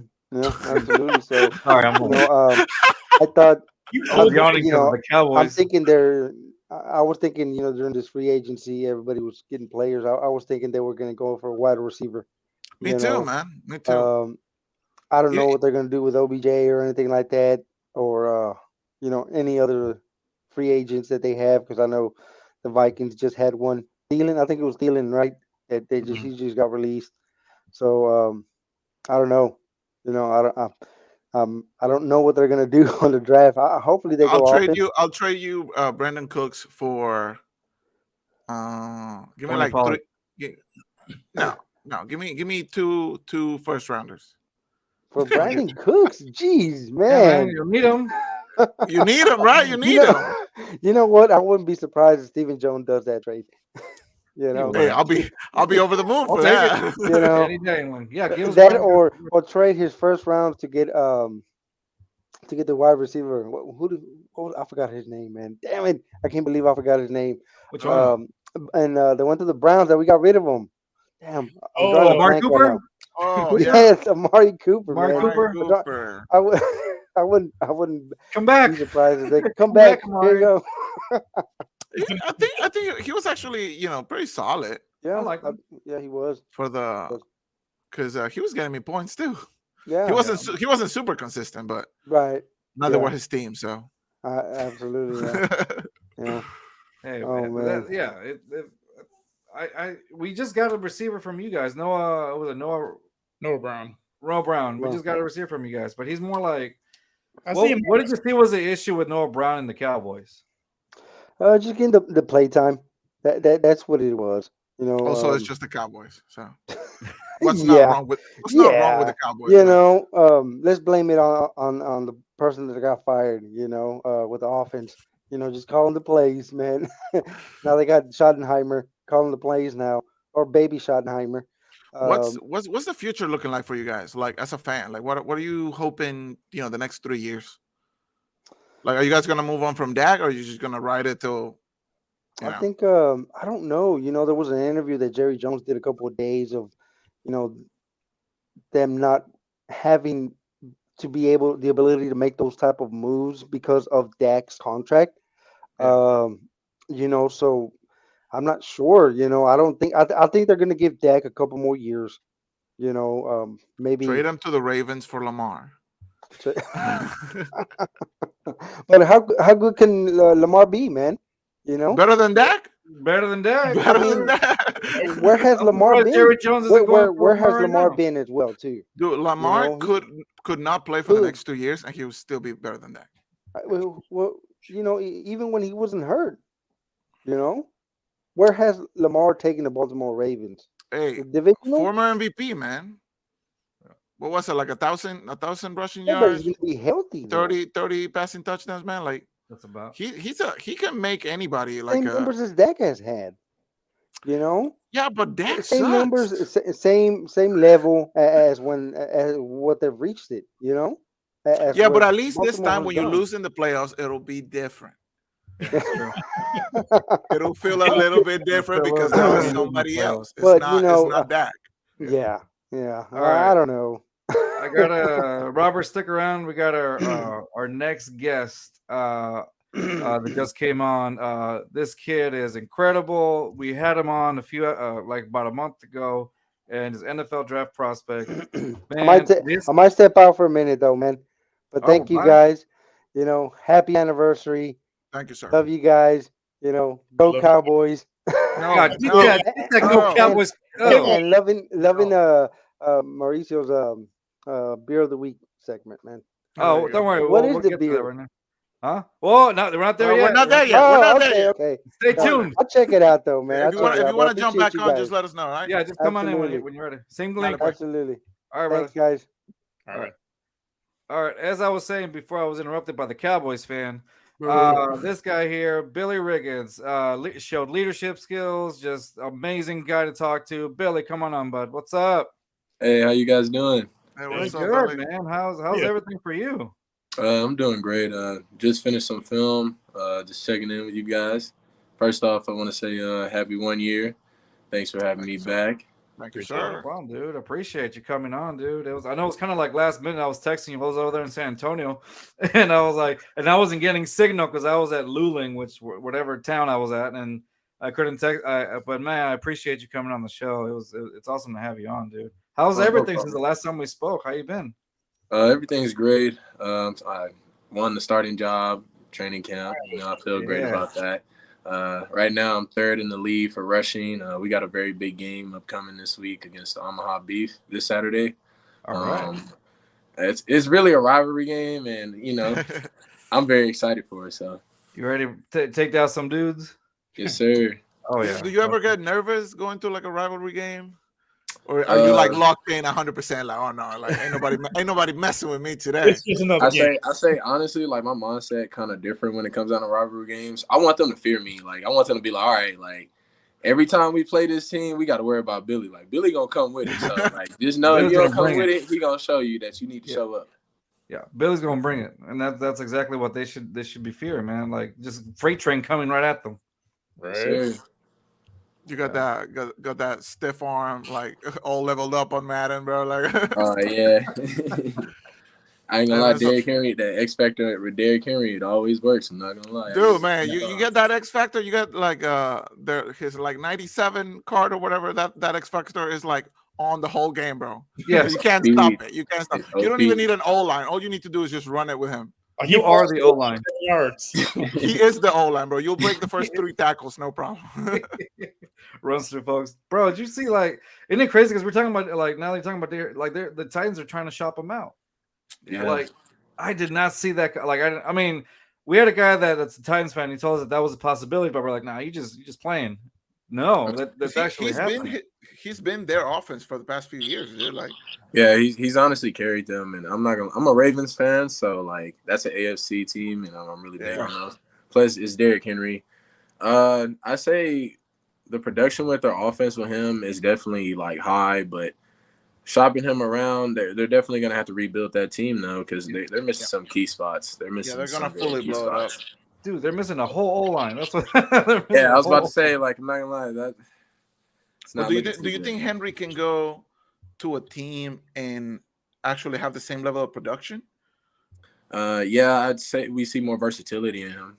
We'd see more of his Alabama days or his early rookie days with the Titans, where he's catching more screens, catching flat routes, and being able to show his versatility in the shotgun as well. Because Titans sometimes they'll just load up in that eye, and pound you out. Yeah, it's like just give it to him, just run through 10 guys. See, It's like the Oilers back in the day. get a first down. Get a first down. Come on. Yeah. You get a first down. Everybody gets a first down. The offense used to work though because they had AJ Brown on the outside, and it was AJ Brown, and there was another receiver. He went to the Jets. It was Oh man, I'm trying to think of That's how much it doesn't matter. None of us remember. yeah, like that's what I'm saying. When he went to the Jets, I ain't gonna lie, he kind of. No, man. What kind of team do you think he lands on? Like, because whatever they get for Henry should be a good package. I'm not gonna lie. If it's me, I'm taking him with the Eagles. Miles Sanders is not coming back with the Eagles. Not only that, the Eagles is getting basically everybody's coming back. Yeah. That revenge tour is gonna be needed. With the Eagles, it would be nasty because it gives them something else. Like It's more him at the second level, which is dangerous. Yeah. And I don't think a lot of people want to see 240, 4-5. Yeah. Every play in the second level. like you got to tackle him or Jalen Hurts. Like, man, like, come on. Hey Billy, could I show one of the videos that you sent me? Oh yeah, of course. On here, really quick. Yeah, I thought it was really cool. Hold on, give me 1 second. Yeah, he sends me a few videos here and there of like how he's doing. So let me see which one is that. It's one of these. Who do you okay. think the Texans going to take in the draft? It's got to be Bryce. It's got to be Bryce, brother. Oh, man. No. Are you a CJ guy? Are you a CJ guy? No, I'm not even a CJ guy. Damn. Who? If Ready? you were the Hold on, Texans, let me who show would you this go? really Okay, yeah. quick. Let's watch it real quick. All right, Billy. Guide us through this. Remember this one? Yes, sir. This is actually the last play of our scrimmage. This actually was like a sudden death moment for us. Okay. And yeah, so had to make a play. All right, you ready? Go. All right. I see you. Oh, Damn, míralo. Did you actually get that? Though? Did you actually? Yeah, I scored. I fell in. I fell in. I crossed it. How Okay. did you, what was going through your mind? You got to walk me through that. What was going on there? Well, we had we was trying to run this backside wheel. We was trying to run it during camp, and like I'm not gonna lie, like out of the backs, majority of them couldn't do it. So I told them let's do it on the last play, and I had to do what I had to do. There's no pressure on that. You catch that with your left hand? Are you left-handed? No, I'm actually right-handed. I used to play receiver. Ah, Yeah. dude, you just versatile all over. You Yeah, do it bro, all. like, And What's- it's crazy. It's crazy because CeeDee Lamb at the time when I played receiver, he was playing running back. Now he's playing receiver, and I'm playing running back. So that's just crazy. Nah, man. So going back to the Texans, if you were the Texans, who would you go for? I'm definitely either looking at Will from Kentucky or that quarterback from Florida. Really? Will Levis? Yeah. Will Levis? You know my dude puts like mayonnaise in his coffee, right? Man, I understand that, but You know, we don't want that. We don't want that. but look, if you honestly want the truth, I still would give I'd still give David a chance. Mr. Mills over there. Oh, he's breaking my heart. Did you watch Breaking any my heart, Texans Bill. game last Look, season? it's not only reason I say that is because like that team right now, they need to keep everybody together as much as they can. And if you lose that quarterback position, you're finna bring in a rookie, finna put all this pressure on him. Not only that, it's a head coaching change. It's gonna be a lot, but I say CJ and Bryce can do it. Like, do you, But do you if think, it came down to it, I'll go Bryce. Okay. okay, do you think Bryce the is more of a Texans playmaker. should, like, whoever they draft, do you think they should get the keys right away, or do you think they should like start behind Mills? I Or definitely Case say start. Keenum. I definitely say start behind Mills. Really? Yeah, it's AFC. I'm not gonna lie, it's getting tough. Jalen Ramsey just went to the Dolphins. Oh, come on now. So now that you told us you were a Ravens fan, so like, how do you feel about the whole Lamar situation? Be honest. Be honest. I know it's tough. It's tough. Got heartbreaking. As much as I used to complain about Cowboys fans like feeling hurt and stuff, Yeah. it kind of hurts watching the quarterback, the person that really carried his offense. Yeah. So honestly, I say we need to get together. If not, it's gonna be hard to recover losing Lamar because Hundley, Tyler Hundley can get it done, but that Lamar effect is different. It's different. And releasing Greg Roman, offense coordinator, I feel like they got to get that offensive playbook right for receivers want to come in. So, but A-Rod just went to the Jets I know. in the AFC. So Loaded conference. it's gonna be tough. It is gonna be tough. No, I agree. How do you guys how do you think you guys are gonna fare this season? Ravens, I say we win about 9 or 10 games. I say we win 9-10, and we actually go to the conference championship, but we lose on the field goal. Wow. Wow. No. Wow. Yep. Did you get part of that script or The what? only reason I say Are you in the writing room? No. The only reason I say that, if you go back and watch the Ravens games, we definitely could outscore anybody. We was pulling up in the first half. At the first half, it would be about 30-14, 37, 30-10. We always get beat in that fourth quarter. We couldn't finish. Yeah. The Dolphins beat us on literally saying, all right, we got Tyreek Hill. That's 4.2 speed. Just throw it up. Yeah, that's all you need. That's basically You got He's out there Jalen somewhere. Waddle. You got Jalen Waddle. Like, I'm not gonna lie, he grew up in the city with us and stuff. He's a true legit 4-3 guy. So it's like, all right, you can pick your poison. Like, At that point, dude, you're just praying they drop it because because the Ravens, we aggressive. We like to challenge, so we definitely was in man. And Marcus Peters probably got, he talked, that's my guy, but you get in his head a little bit, he get beat sometimes. But if you're Lamar, what are you hoping happens? Do you hope to stay with the Ravens, or are you just looking to get out of it after he got franchise tag? Like, what are you trying to? What are you hoping? If I'm Lamar right now, first off, being an MVP, he basically gotta have that chip on his shoulder again in the league. 2, the Ravens have treated you like home. I understand, the money isn't the way it is, but I definitely stay because you don't want to go to a new team and they really mess you over. Yeah. Majority of these offense coordinators, I honestly don't think can really use Lamar. That's why nobody wants to really go after him. Wow. Well, there were a lot of teams interested before he got tagged, right? Yeah. That, and I mean, I think since he represents himself, I think that kind of, because I think there was a thing where he said he turned down $200 million, I think, in September or something like that. Yeah, but it was really 133 for 3 years. Ah, okay. Yeah. Hey, bro, you give me half of that, I'm a happy man. I don't know what you're talking about, bro. But look at the other quarterbacks. Look at their pay. Lamar is 49 and 16. I only seen him lose about like 16 to 15 games because I'm a true Raven fan. And when we got Lamar, I was like, oh, y'all kind of, and he was the 31st pick too. I was like, oh, I know he feeling some type of way. Yeah. So that's it. So it was like revenge coming back for him. And then the fact that they people are fixated on the fact that he was that he ran the ball more than anything. Like that's the fixation. But he's actually worked on his throwing. Like he was still getting mad, like passing touchdowns. He still getting mad. But people still are fixated on the fact that he runs the ball and they call him a running back. I'm like, dude, have y'all seen any of his games lately? Like, are y'all serious? This last season, he really was hurting people's feelings, especially that Raiders game. That 4 touchdowns performance right there. Mm-hmm.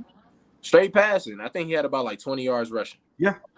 Everybody was like, oh, wow, that's crazy. He follows up with it against the Colts. He follows up with it. Then he gets hurt. But you know how the media is on him. I'm not going to lie. He just has to keep proving himself until they honestly. Well, the media plays favorites. The media plays favorites. I mean, for sure. People are fixated. Like a lot of people were fixated on Davis Mills, like the guy we got. I'm like, bro, like how? Like I don't see it. And no offense, I know you told me about Will Levis, but I still don't see much. I don't see it on Will Levis. Like they're so fixated on that quote unquote prototype quarterback. Kind of like with Jalen Hurts as well, because a lot of people I feel like underestimated him a lot. And then last year, he took a very good team, all the way to the Super Bowl. But he was like in that Super Bowl game, he was probably the best player on the field. He was the best player. That was he was the best player. I ain't gonna lie, Jalen, with that offense, that Eagle offense, I say he's a more controlled Lamar. He has weapons. I can see that. He has weapons. Because don't get me wrong, we know Jalen can pass, but he was killing people on that running this year. He was getting first down by himself. They was doing. I think they had a percentage on him taking quarterback sneaks. So I mean, that's kind of, and then you got AJ Brown on the outside, so it's kind of pick your poison. Devontae Smith. So this Eagle teams can definitely take it all the way next year. It's gonna be it's still gonna be. I think it's gonna be the Eagles and Bengals. Eagles Bengals next year. Eagles Bengals. Yeah, that's what I'm thinking. Oh no. Oh, you're taking Eagle. Oh, you're calling it for next year already? Yeah, dude. I don't know, man. Like, oh man, Eagles. Way too far ahead of yourself, Happy. Yikes. Who you got? Who you got? Who, me? Say Ravens, and I swear to God, I'm leaving. No, hey, I'm not gonna lie. No, we. I'm be honest. I know my team now. Conference championship at most, but right now we got to get Lamar. Okay, we got to focus on the little stuff first. All right, now when I say this, I don't want y'all to get mad. Okay. Oh God. Oh God. Dang, man. Go for it. Might as well. We're live. I can't edit anything. I wish I could even help you out and like an edit stuff, but I can't because we're live. So Okay. I got the Cowboys. Oh my God. Wait. No. How? My In chest. what universe? Oh My man. chest. No. No, hold on. Are you, hold an, on. are you Why? actually a Cowboys fan? Like in disguise? Just hear me out. Just hear me out. You gotta hear me out before I get to the Cowboys. In the AFC, I'm not gonna lie, they kind of slept on, like for real. Are you guys low-key- hearing the same stuff I'm hearing right now? Yeah. Hey, So look, you're- I understand, but like it's tough. It's tough.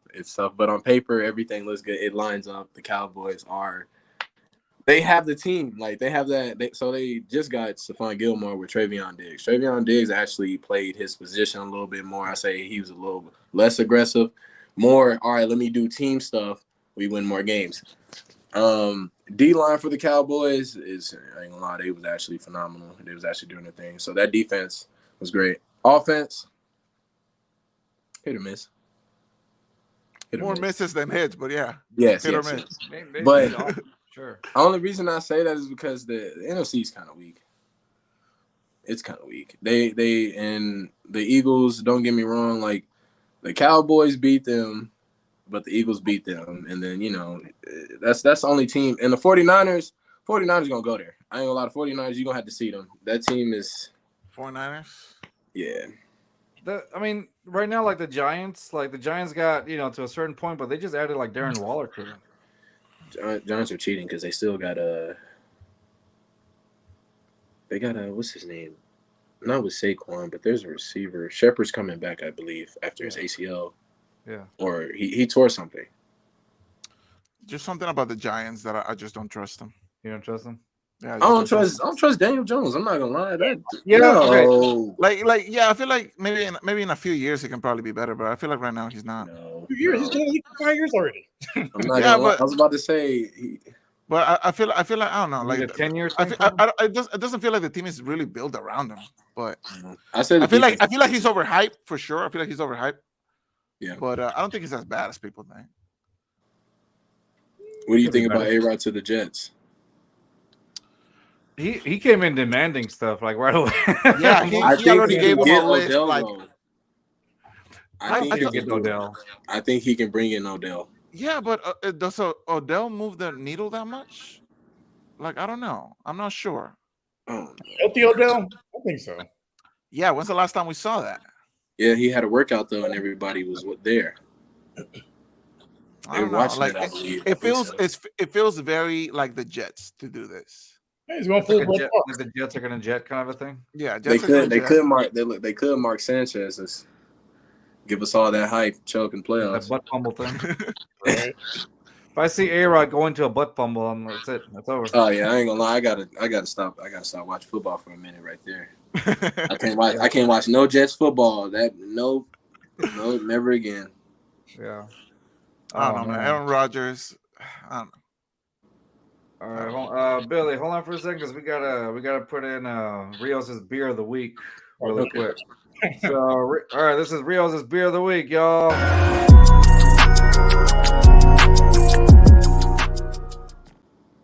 And he's gone. We had 5 years just while we were sitting. What do you mean? I like how I made the little thing for him, and now he's gone. Like, He has to go get it because he already finished the 6-pack he had in front of him. geez, Louise, man. I've been keeping count, bro. I've been keeping So count. professional. All right, let's try this again. Rios' beer of the week, y'all.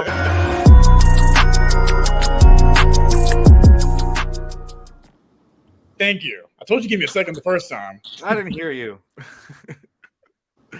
Alrighty, guys. So for this week, I tried to keep it a little bit local at St. Arnold's. I've never had this one before. It's the German-style Springbok. If you've had on the Palmo Salvatore, pretty similar. It's a very, rich beer. It's pretty smooth. It's not as good as the actual German one, but it's not a bad alternative. Let me Oh, see. the Let me see it label. one more time. Let me see it one more time. Springbok. From Springbok by St. Arnold's. Gotcha. Okay. How do you how would you describe the taste of it? If you've ever had like the Salvatore from Polliner, it's kind of similar. It's like A little bit on the heavier side, but it's still pretty smooth. How many miles is it putting on your liver right now? Let's see, about 3, 4. 3, 4, like a bottle? Yeah. No, but if I have to give it a rating, I'll say about 8 out of 10. It's not bad. All It's right. not bad. So, St. Arnold's Springbok, right?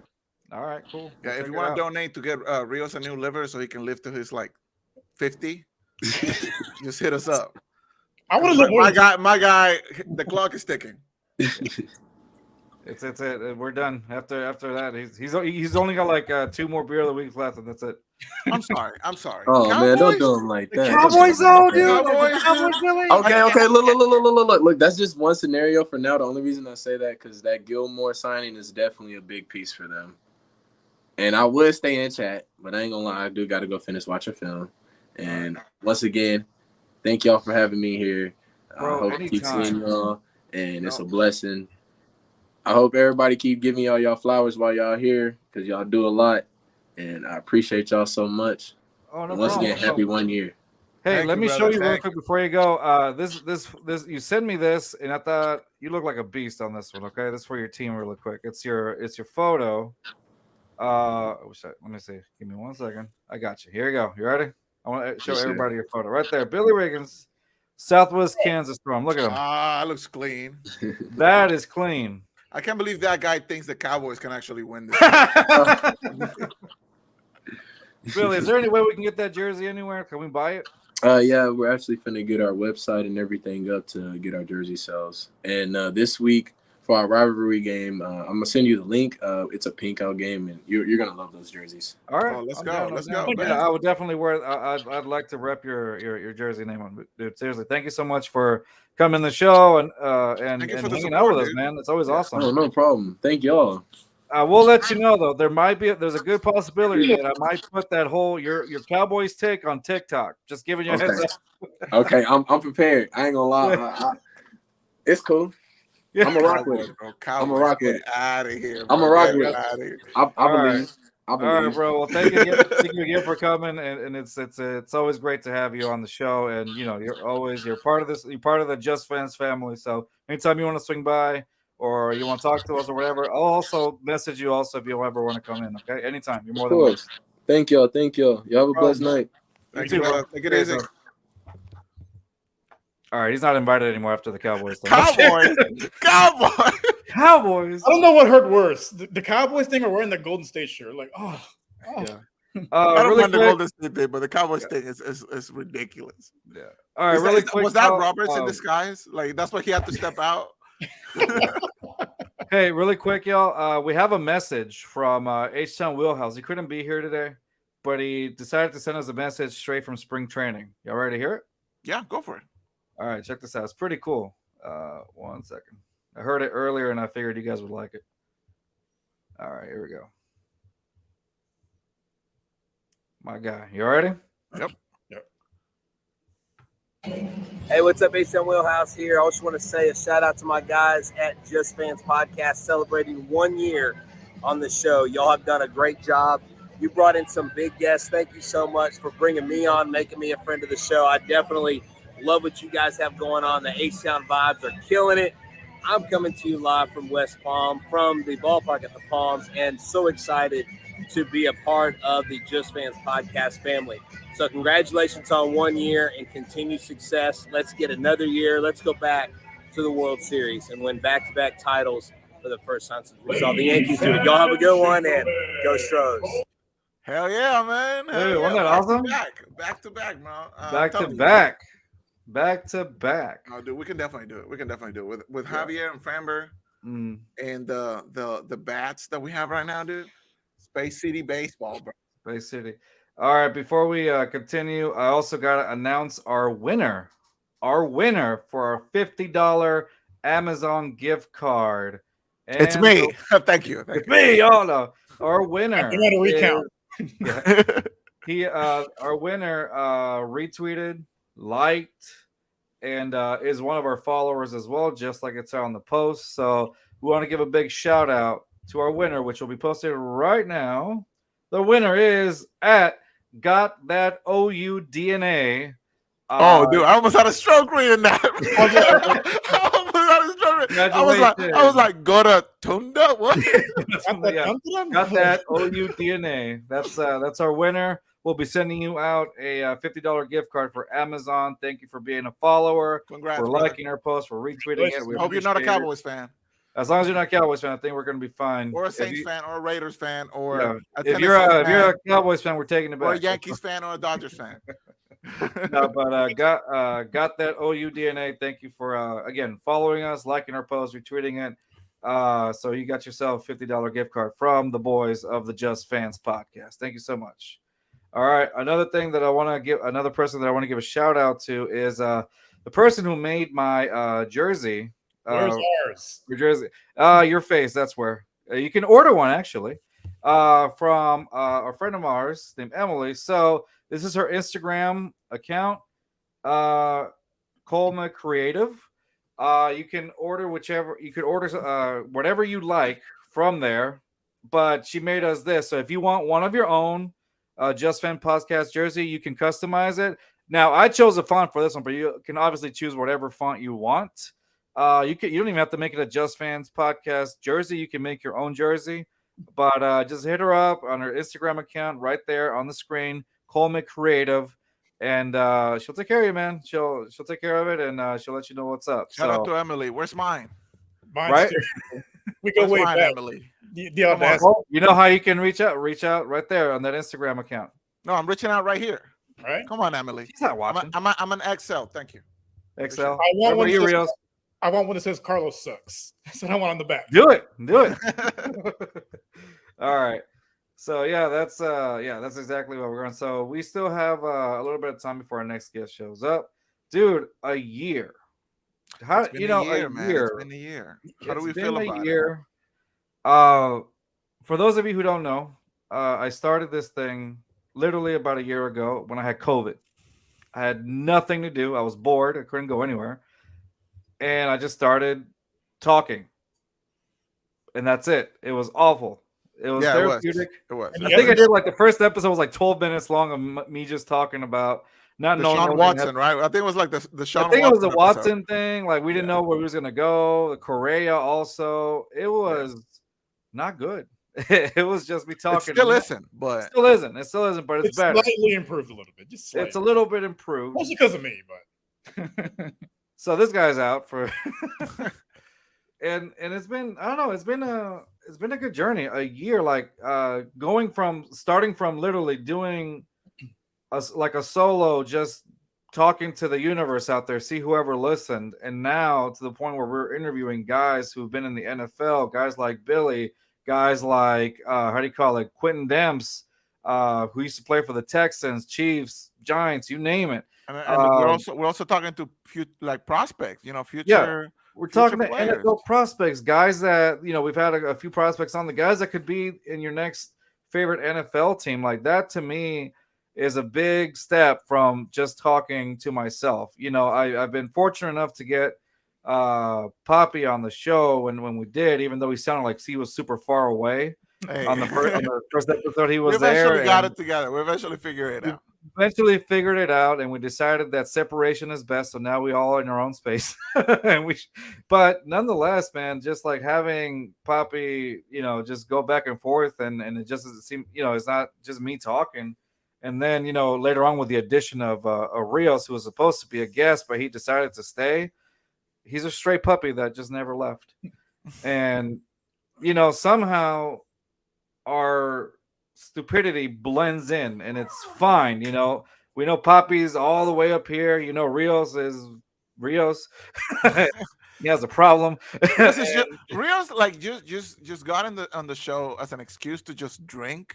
I don't think it's an excuse, first of all, sir. I think you did. I think you just got on the show just to drink a few, man. He's like, yeah, I should do a segment called Beer of the Week. Wink. I'm trying to get a job at one of these beer companies. Wink. Right. And so, I mean, I've enjoyed it. I've enjoyed this whole year. It just different people that we had, like all these guys that we've had on, they've all said yes to us when we asked them, and they were very kind. They took their time to except for JJ. Except for JJ. We're waiting on JJ. We're waiting on JJ. Yeah. And they took their time out of their busy schedule to hang out with us for a little bit and put up with our idiocracy. Our you know? stupidity, man, because we are stupid. Yeah, we are pretty dumb. But for real, dude, like shout out to like all the people who have come in and just chat football, baseball, what have you with us. Share a few beers, share a few stories. Some of the other podcasts, like the Full Steam Ahead, man, I love those guys. Those guys are great. H-Town Wheelhouse, man. H-Town Just Wheelhouse. how he's that one was good. Bowie, Andy helping me with my first fantasy football. And hey, Dude, I made it far, man. I made it to the semis. I came in fourth. I lost in the semis. Right. Just But freaking, it's crazy when we think back about Andy though, because like Andy was just a guy like Andy's a legit person. Like he's a legit. I mean, yeah, he's a legit. Fake. We're not. This is AI right here. This is AI. We're in the Matrix. We're in the Matrix. No, Andy's like legit. Like he works. He does a lot of stuff for sports, man. And over there in Canada, like he's a legit dude. But you know, getting him on the podcast. At first, I didn't think anything like that was gonna happen. And I'm not gonna lie to you, man. I was nervous. I feel like every time we have a new guest, I'm nervous because I'm like, man, this is the show where I'm just gonna like just screw up. Like, don't worry, that's every show for you. You screw up every show because I know exactly what you mean. Like some of these guys are actually like legit. Like you said, we've talked to like ex-football players, like professional people who are making millions of dollars, and we're just here, you know, talking to mics. I'm in the corner of my little like apartment, like 1-bedroom apartment. Just I'm in holding my a mic, too. drinking Whataburger. Hold on, I got an idea. Hey, Rios, give us a tour of what you got going on right there. I don't think we've ever shown it. I think people see. Hey, can you show us? Can you show us your pantry? Your pantry right now. No, Come on, show us your pantry right now. Don't be a coward. Do it, you coward. What do you have on there? Do it. What are you hiding? Can you tell us what you have on there? In the counter? No, in the pantry. In the pantry. Pantry? Besides empty space. Just nothing. take. Just not even gonna there's nothing in there. None of that. There's nothing there. Gosh. None of that. We need to get you some food. I have food. I just eat it. Yeah, that's fair. That's fair. Like I buy enough for a week. Like I don't need to buy I don't know why you guys collecting food over there. I just eat. You're over there collecting extra space. So I don't know why you're over there collecting space in your in your pantry. Like it's because he needs more room for beer. That's what it is. Right. A little beer in the pantry. Yeah, it's all in your belly, dude. It's all going through your kidneys right now, dude. How are you still breathing right now? Iron liver. What doesn't kill you makes you stronger, right? Right. I'm indestructible at this point. Wow. I don't know about all that. So Yeah, dude, nonetheless, it's been a year, man. It's been a year. It's been a year. A year. Like I remember the Zoom meetings that we used to have with horrible quality, and the microphone was going on and I off. mean, it hasn't gone that much better. No, the quality's gotten better. Well, I told you guys buy Macs. Now you guys want to use Windows. So that's y'all's problem. Con que plata, huevón. Con que Seriously. plata. God damn. I ain't got no money. What is the all right? What show us your Messi jersey just to piss off Rios? Or mine? Yeah, what? you. Can you show us your Messi jersey just to piss off Rios? Oh, my messenger. I thought he said, show us your mess. No. That's the goat. That's the goat right there. I don't see Maradona there. I don't see Pelé there. Oh, so now it's Maradona. Like 1 week is Pelé, 1 week is Ronaldo, 1 week Maradona. No. I never said Ronaldo was a goat. What? And he's gone. Oh, there you are. He said Ronaldo's a goat. I never said. Oh, I thought you... Anyway. Look, he's mad. Look at him. He's big fan. If you ever want to piss off Rios, all you gotta do is tell him how you feel like Messi is the best soccer player out there. Just tell him if you're watching right now, tell him on comments. Twitter who the real goat is. If you're watching right now, Yeah, which so I know there's a few people that are watching right now, tell Rios that Messi is the best player out there, and you're gonna see the look in his face. It's going to change dramatically. It's he's going to try to argue you that Chicharito, bro. Get the fuck out of here. Yeah, he's going to tell you that Pelé was better, even though Pelé like played against mechanics and. Yeah, and Messi had what the Barcelona president's bribing. See, look at him, look at him. You see him? 18 years. Anyway, let's go. When they get all those titles stripped, yeah, look at him. He's still going. It's just gonna be that much sweeter when what? when when we come back, bro. It's just gonna be that much sweeter. You'll see. You realize they're gonna get found guilty on all those charges, right?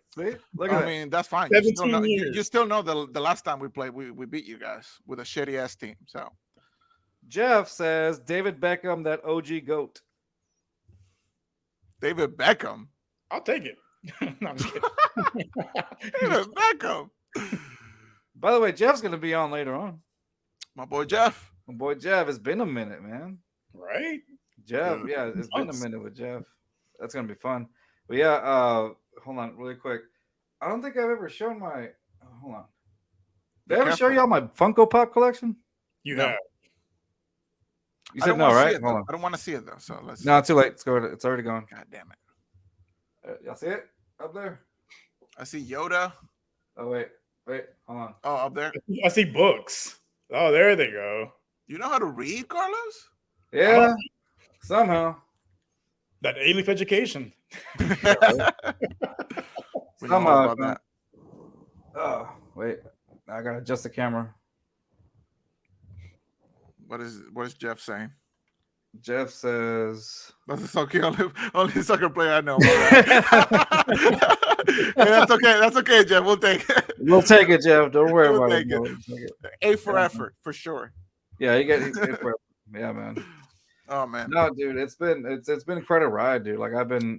What has been your favorite memory from the last year in this show in this podcast? What has been like that moment where you just think about it and it's just you say like that's my favorite moment?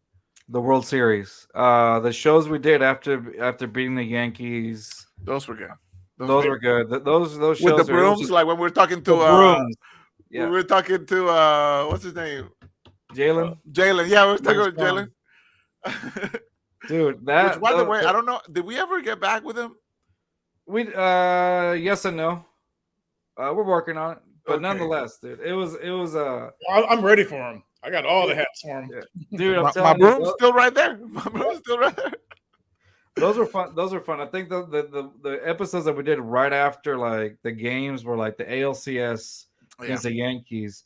And then like the video we uploaded that got us like a bunch of views of like Oh, us yeah, that reacting was with great. your That was great. That was great. family, like watching the Astros just win the series, bro. Like that right there was in itself was just there's nothing that can beat that. Like we were part of this podcast when the Astros won that World Series the entire time because again, I can remember from the first, second, third episode where we were just worried about Correa just leaving and we weren't sure what that shortstop position was going to be like with the Astros. I guess At least Correa- with the Texans, we knew that Davis Mills was going to suck and everything else, but we I knew was that I was hoping that he wouldn't suck as much.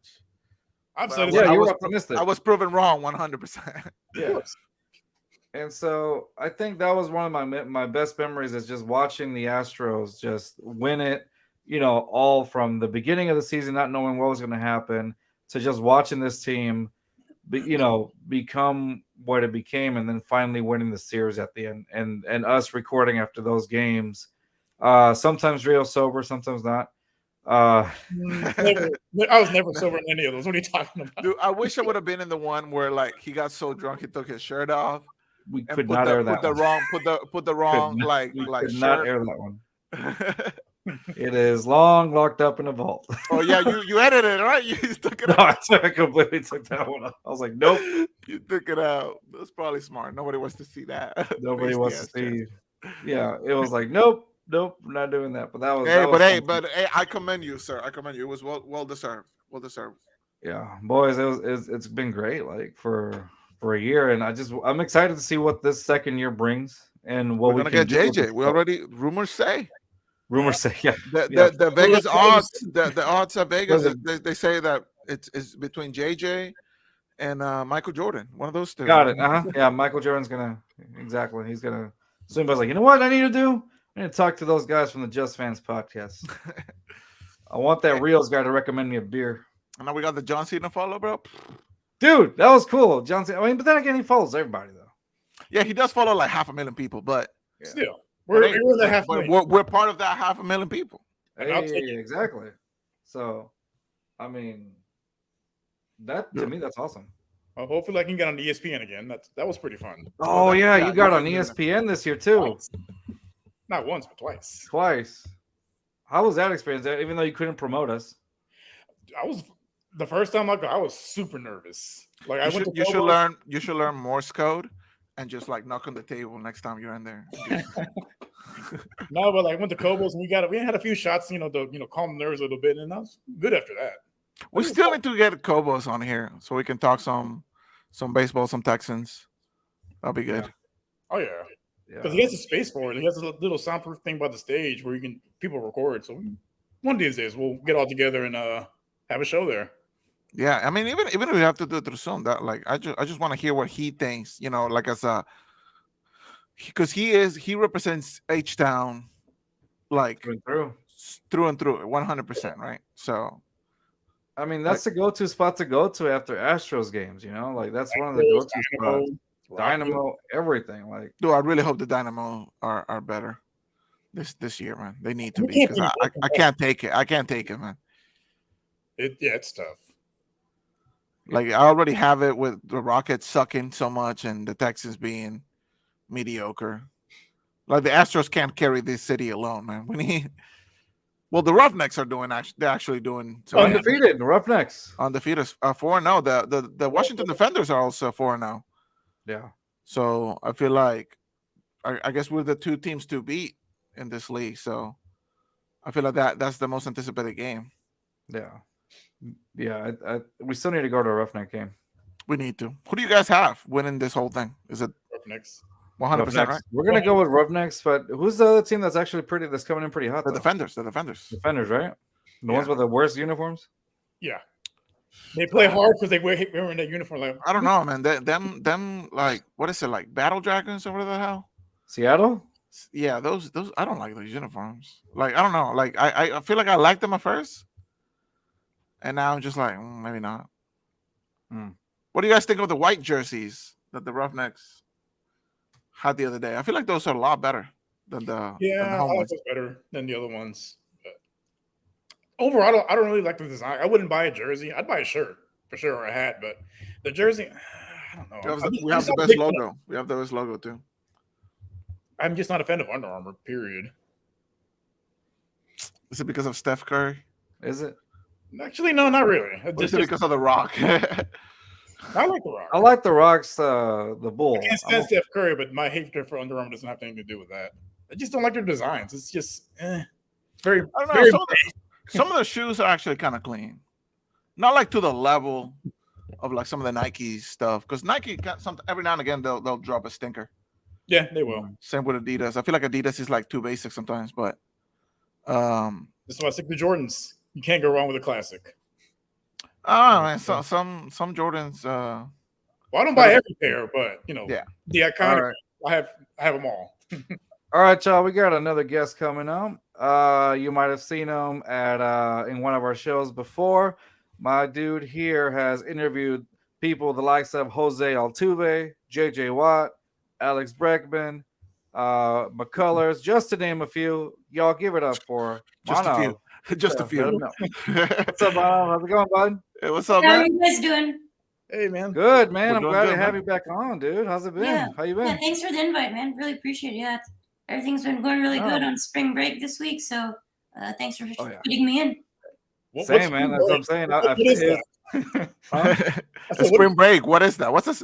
Oh what's yeah, I spring forgot. break, man? So Manav, these guys don't have our regular type of schedule where we get a whole week off. Like I work today, and I'm working like the next day, and the next day, and the next day. Like doesn't stop. I'm gonna be deceased and still working. Yeah, I think that the alcohol is about to catch up with you. Any day now. Hey, Manav, let's talk. We've been seeing a lot of movement going around with the NFL teams, dude. How do you feel about the Texans right now with the moves that Nick and basically the whole staff has done basically just today? Like, what do you think? I think they're doing a great job. I think Casario's done a really great job. Generally in free agency, the Texans have made quite a bit of moves over the last few years, and I think this year it's been working really well. I mean, Jimmy Ward was a huge signing for the team, and it's the effect of DeMeco Ryans. I mean, when you hire this great of a head coach, someone that the players love and want to play for, you're going to get players like these to come to your team. And I think it's working out really, really well. You're getting players. The Texans have needs all over the place, all over the team. So you're getting players from the offensive line like Shaq Mason, who's coming back. You're getting Case Keenum, who I'm really excited about because former Cougar, former Texan, he's back here. The secondary with Jimmy Ward, you get Robert Woods, who was a great signing as well. So you're getting these players that I think are going to be really helpful for the team.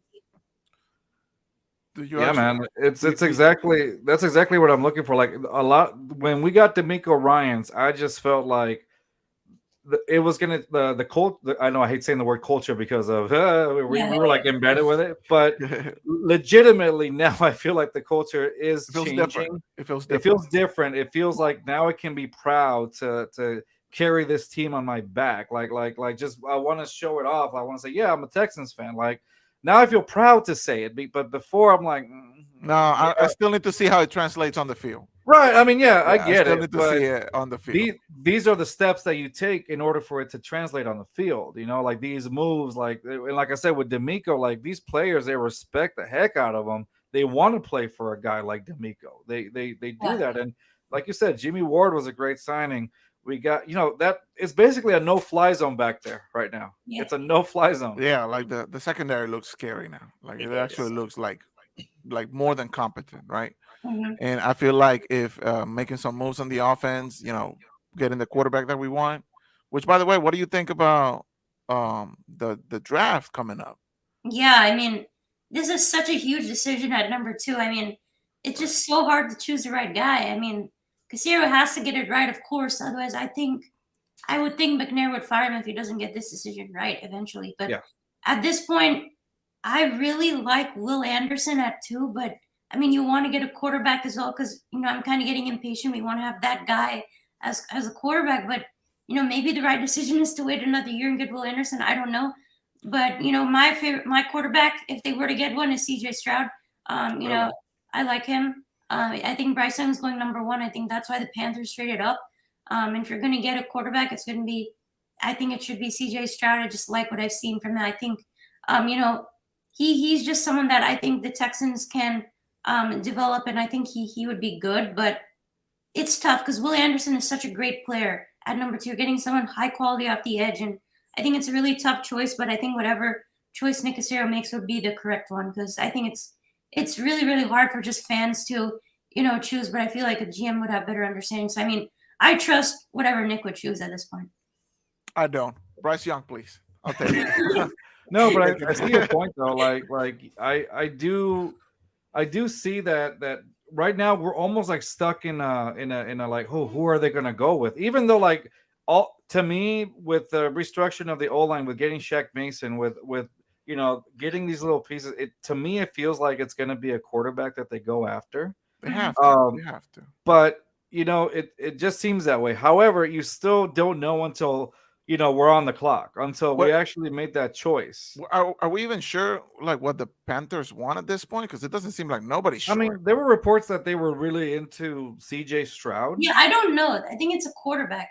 It has to be. You would think it's a quarterback, but like as far as like the front office or what the coaching staff wants, like they don't seem to be on the same page. Like I've been hearing a lot of things on Twitter about like who they're going for. Some people are saying CJ. Some people are saying Bryce, and some people are just saying like, Mr. Mayonnaise on the coffee. Will Levis, like get out of here. Did you see that video? Like, did you see that video of Will Levis putting mayonnaise on his coffee? I didn't see that. No. Oh, you don't want to see it, man. You don't want to see the way you look at him. It's awful. Like there was a. I don't care if he becomes a Hall of Famer. I'm always gonna point that out. Always. Like he's in Canton. He's like, oh, but he also puts mayo in his coffee, right? Yeah, he actually did that. We showed it on a video when we had we had AD. I'm sure you're familiar with him for the Texans. AD. He has a black-owned podcast, and so he apparently. Sorry, my dog's being weird. So we showed that video, and we were basically laughing at it, and he was like, man, he likes his coffee clumpy. He likes his coffee clumpy. It looks disgusting, dude. I just can't have that on my team. I'm sorry. But then it's like, it wasn't even like mayo that he put. It was like Miracle Whip. So it was, was thrown off by it. I that's the only reason why you should write down like bad decision making. Like that should be one of his things on his scouting report. On the scouting report. It should be- Bad decision making right there. Yeah. No, but I think with the Panthers, I think they did it mainly to have the control of, you know what, if a team really wants Yeah. a quarterback, they're in the driver's seat now.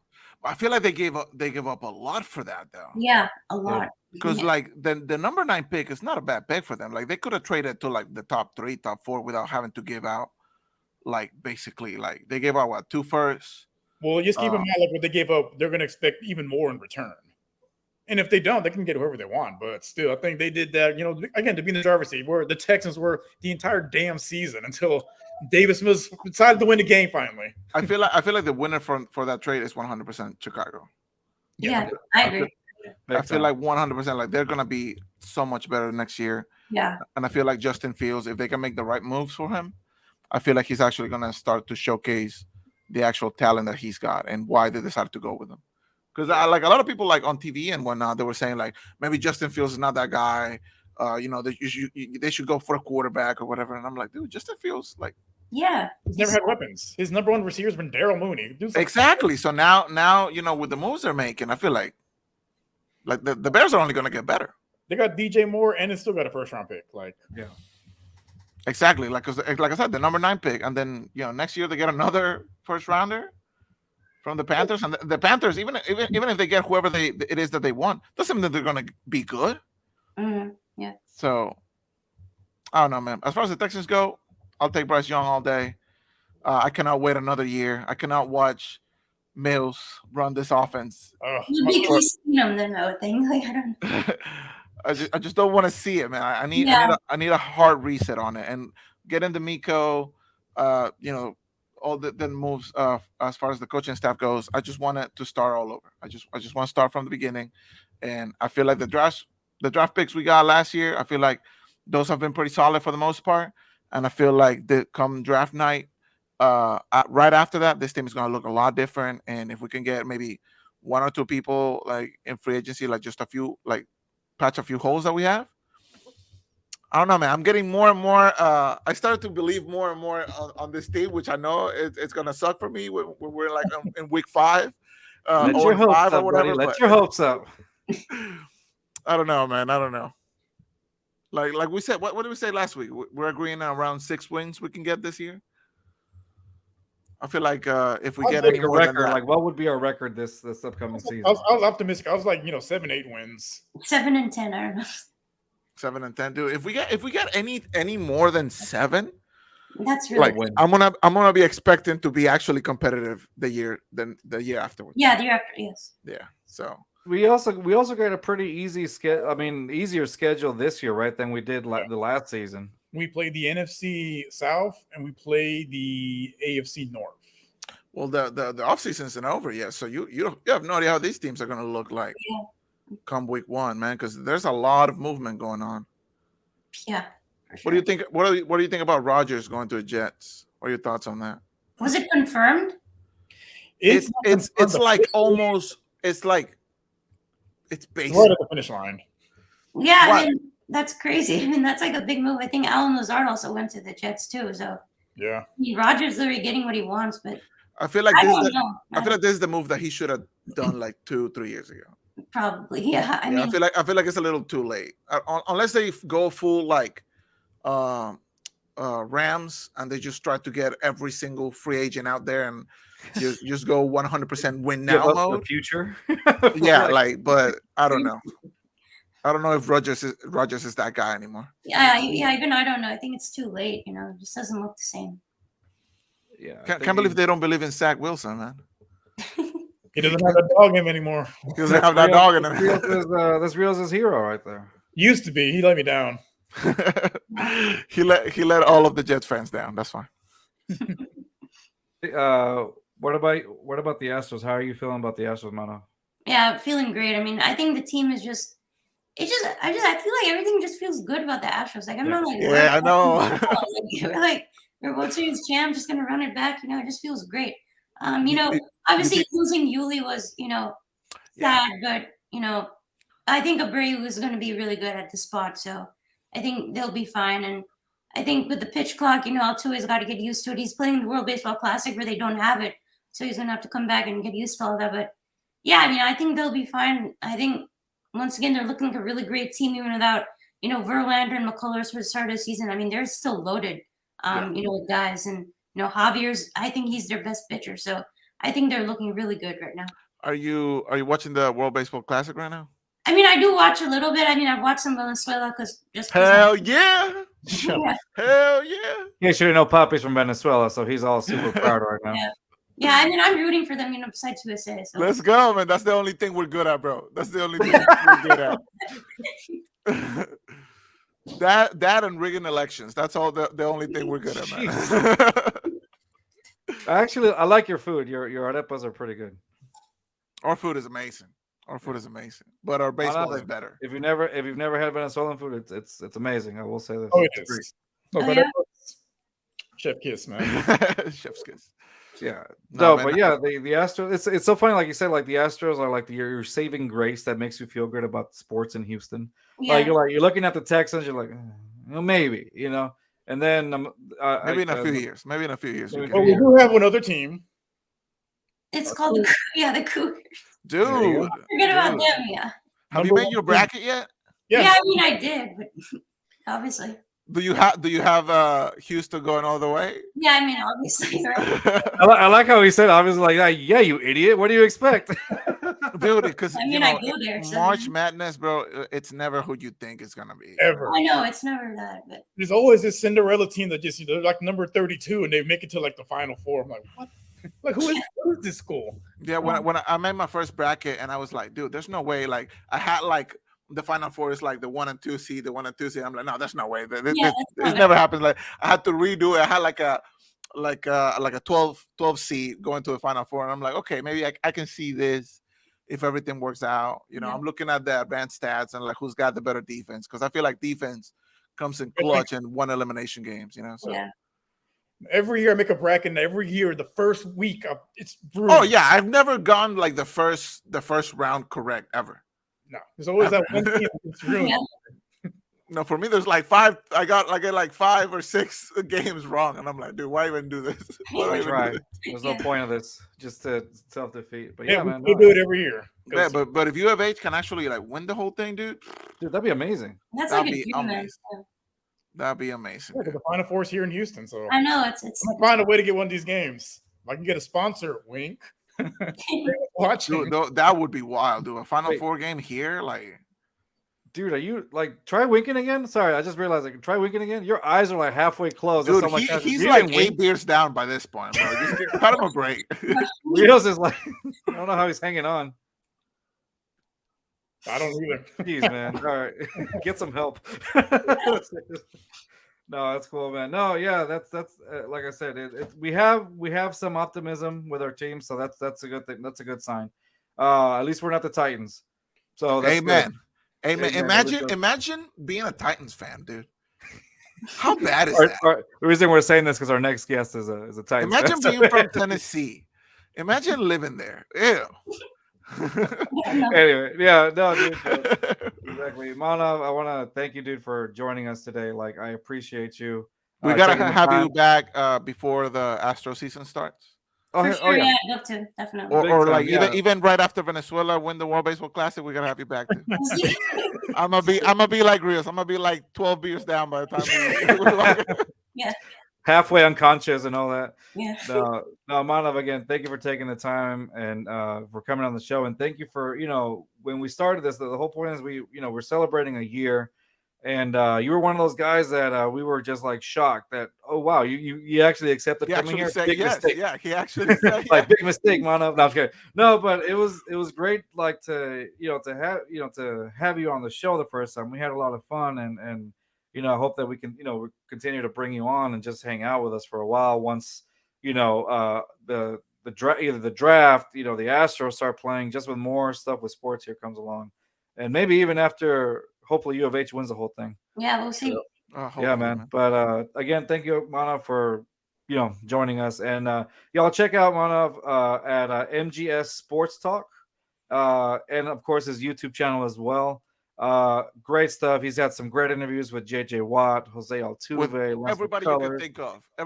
Anybody could think of. This guy, like Even future Cowboy ESPN players. reporter in the Even making. Like Cowboys.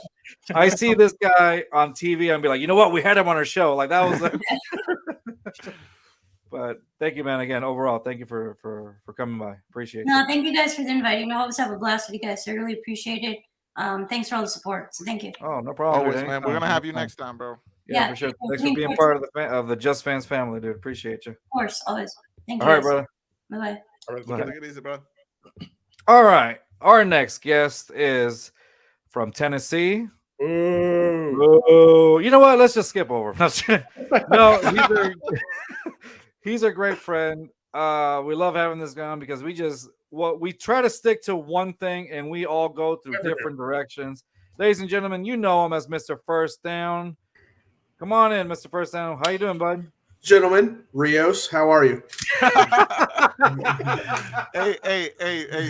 Let me ask you a question. How are you gonna get all I those, like how he just came in, gentlemen. how are you gonna get all those first downs if you don't have Derrick Henry? I imagine we'll have to do something else like pass gonna like have a to name you- Chigaconquo or something. We're gonna like have to that. name you, Or here's an idea: just pass it. No, Do you even have an O-line do you even have an O-line anymore? Like what's Well, happening? we actually had some pretty good free agent signings so far. Well, let's put it this way: hope they're good. They got a guy from the 49ers today that's a good swing. Okay. So I was kind of surprised we got him. I thought he'd be kind of snatched up, but I mean, I don't know about you guys, but you see like the Broncos were just snatching people left and right, and I was like, what is going on? You know, are you guys cutting that quarterback, that short quarterback they love so much? What's his name? Come on, Russell Wilson. Our boy Wilson. Oh, Yeah. He's going to be there till the end of time. Yeah, he cannot escape. Contract That's is too big, man. Mr. Turnover on down. Jeez. Oh man. That's what it's gonna be, man. Listen, first of all, I think I said it on this show first that I thought Derrick Henry could be traded. You I think I did. And like You called it. when the rumors came out, we were like, wait, what? Everybody called you crazy. I know. Everybody, especially Rios. I know. Yeah, I can't do that to Rios. He's a drunk man. You go kick a man while he's down, Carlos. Come on now. Yeah, you can. Oh yeah, you can. It's the best time to. It's the best time to kick him. He's just laying there. Kick him. He's not gonna fight back. Kick him. Congratulations on 1 year, boys. Fantastic Hey man, stuff. appreciate it. It's been like I said, it's been a year. We gave each other our kudos already, but it was it's been a year. What? And I'm back. What happened? Said it's been tough carrying the show on my back. It kind of hurts. Oh, I bet. Oh yeah, I bet. That's Yeah. why the back hurts. Whatever. Carrying the show on your backside, more likely. Yeah, you were halfway conscious to most of them, sir. Halfway conscious, yeah. Okay. But I'm happy to be on the show. Happy to be on with you fellas. I don't know how I can relate to the guest that you just had. Gee whiz. Oh no, but that's the beauty of it. No, though. it's a downgrade, but you know it happens. It's a downgrade, you know. That's why I put you at the end of the show when we knew That's that fair. we were gonna get word. No, I'm just kidding. That's fair. No, I mean, if you think about it, that's the beauty of it because it's like you have all these different types of guests, like each of them is specialized on a certain thing. Mhm. And then we have you. One day I was going somewhere with it. I want to sneak down there and like be in Carlos's background, like at his house, like walking Standing through. back there, just right here by the World Series. Yeah, just walk through with a towel on. Hey, when's the show start? Like wrapped up here.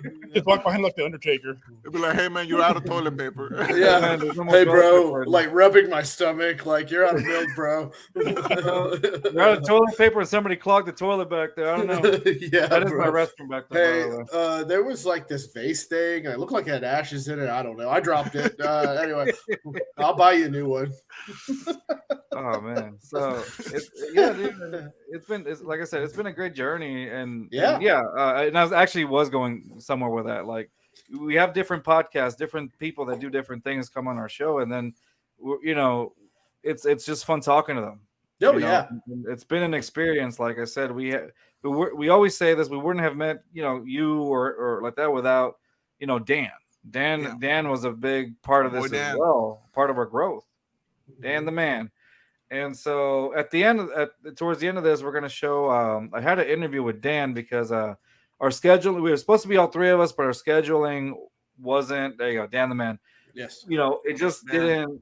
It wasn't. We couldn't do it. So I had to even do it when I was at the doctor's office. Like you'll see me in my car talking to Dan, and so it was because I just want to make sure people know his story, like how it all came to be with Dan and how he brought this up. So I wanted to save it for today at the end of the show.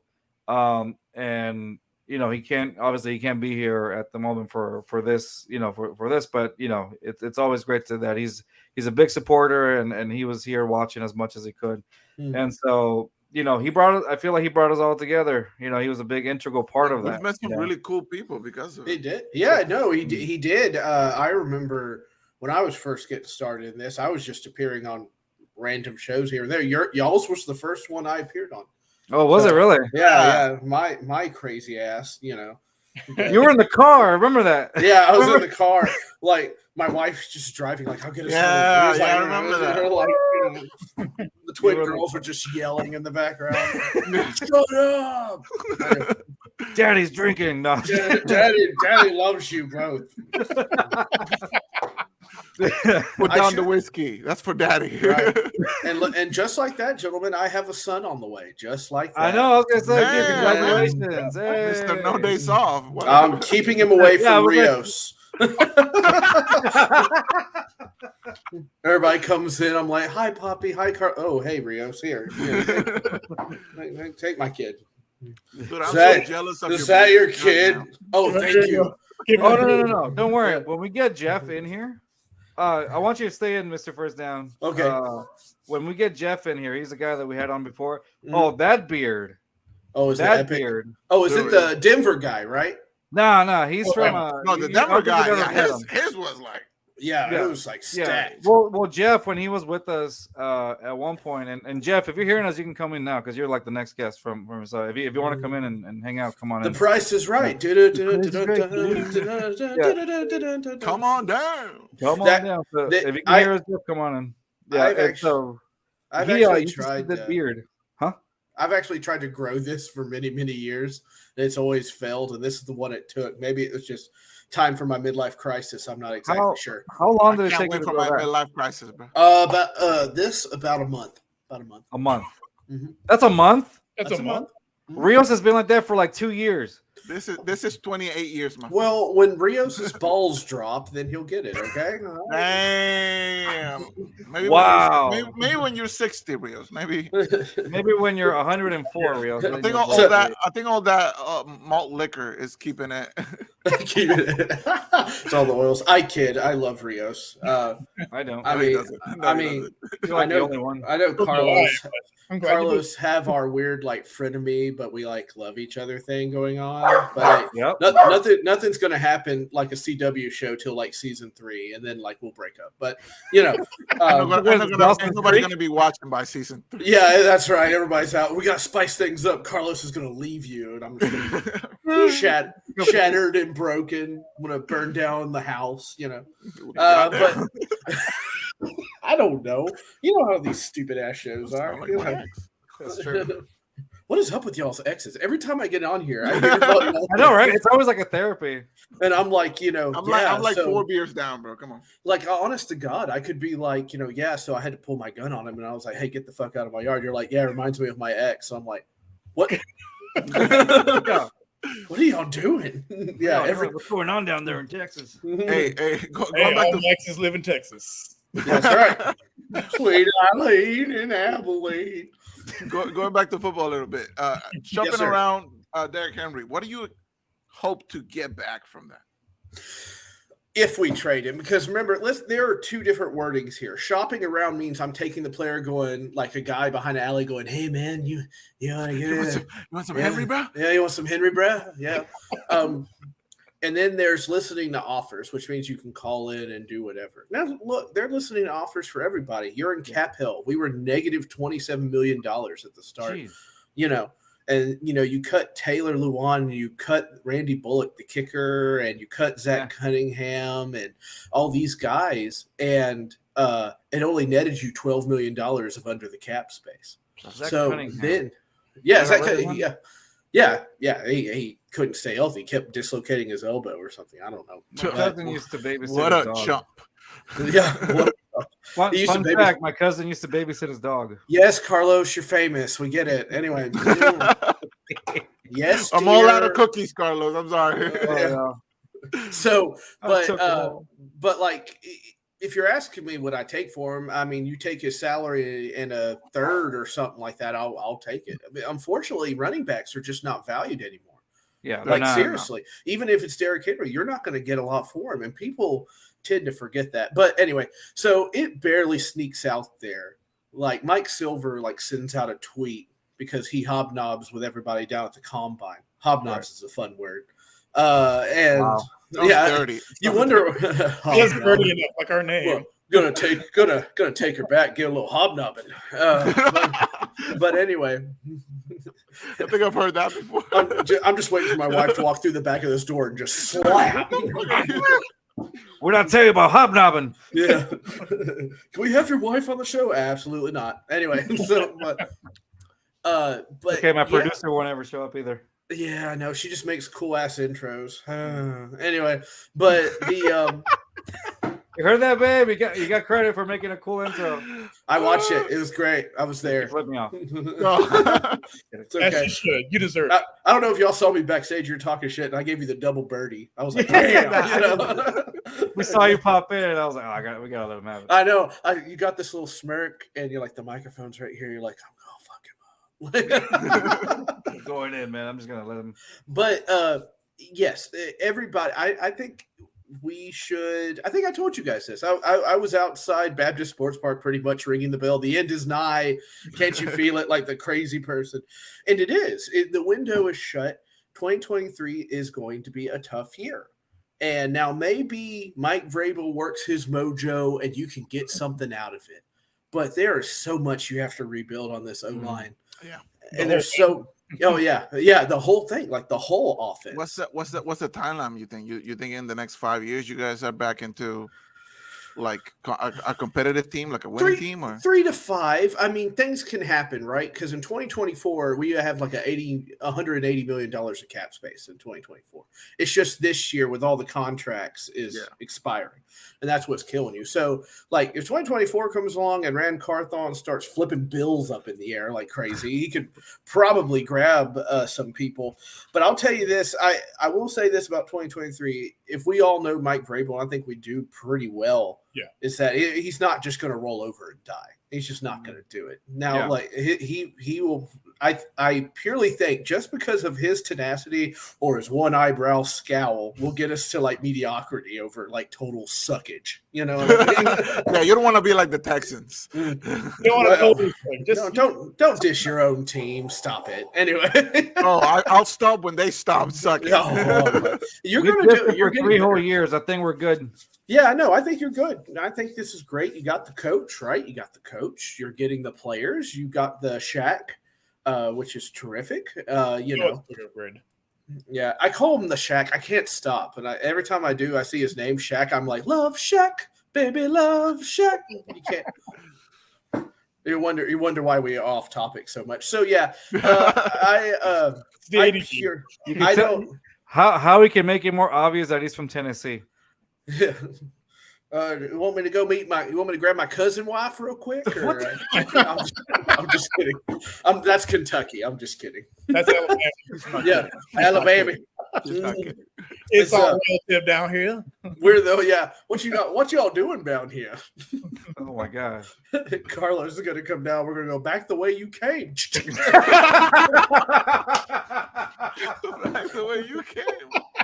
It's okay, guys. He's with me. Don't look at him. Don't look at him. Just keep walking. Keep walking. Don't look at him. Don't look at him. No, funny story about this. I was driving to Alabama. So he just moved God. down here. You're at a gas station. And Bad so decision.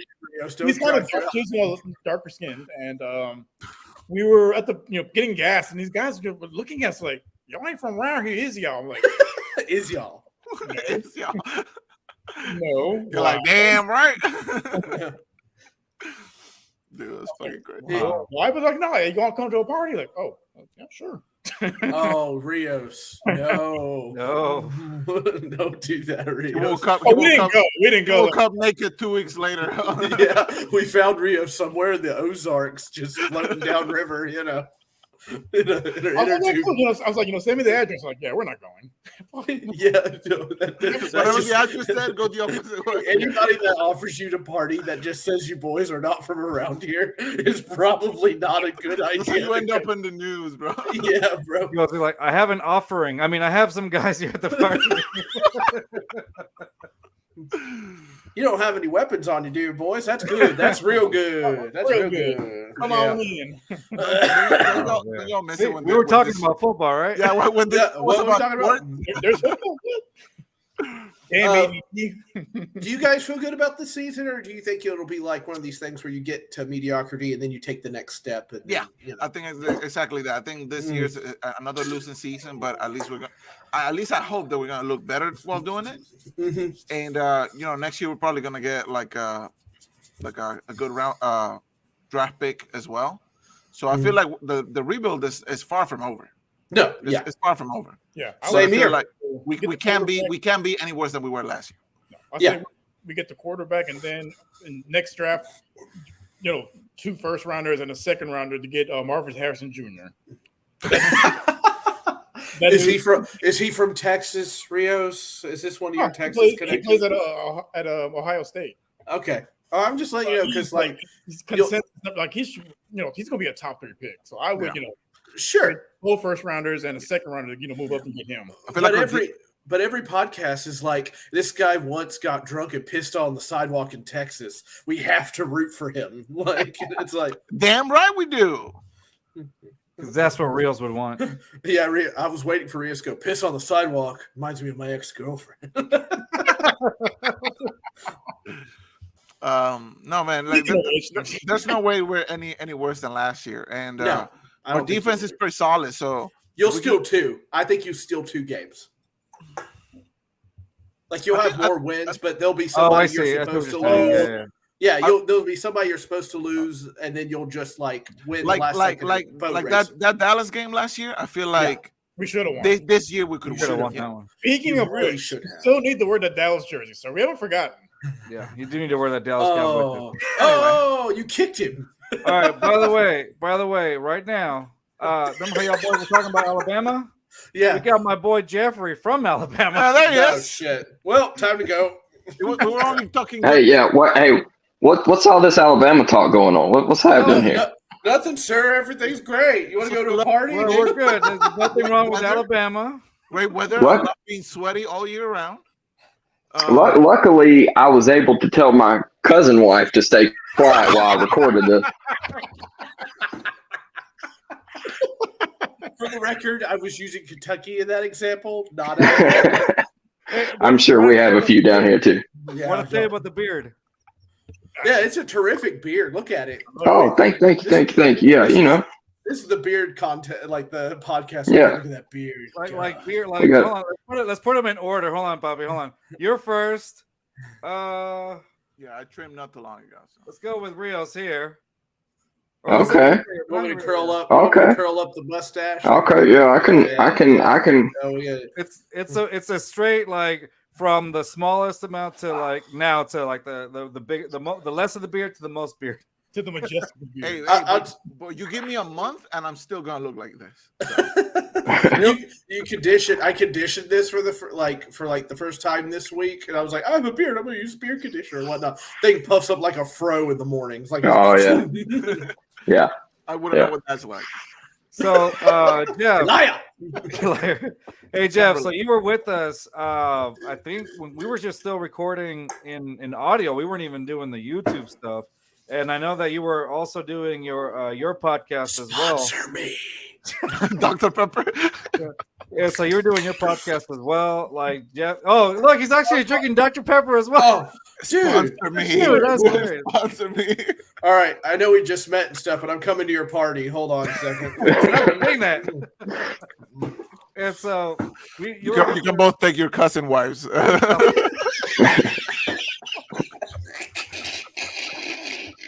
They're probably on the same family tree somewhere. Yeah, it's probably. Look at that thing. It doesn't even branch. It's just a twig No. stabbing into the ground. It's just a straight line. Just a few leaves hanging off of it. It's not. I cannot wait to get behind my pregnant wife tomorrow and go, "Hey there, cousin wife," and smack her ass.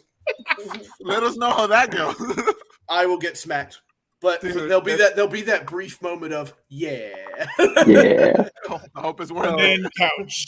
So just to let y'all know, apparently we got Jeffrey into like the Texans because since he's from Alabama, he doesn't really have an NFL team. So now he's like watching like some of the Texans moves because of the Alabama connection, and of course Got the Bama connection. Yeah. Because you're going to get Bryce Young with the 2nd-round pick, right? Well, hopefully we get Bryce Young now, right? With Carolina jumping up to 1, I'm a little CJ nervous Stroud. now. They got to be getting C.J. Stroud. Well, they don't seem to be sure as to what they want. I would think it's for CJ. Yeah, Listen, right.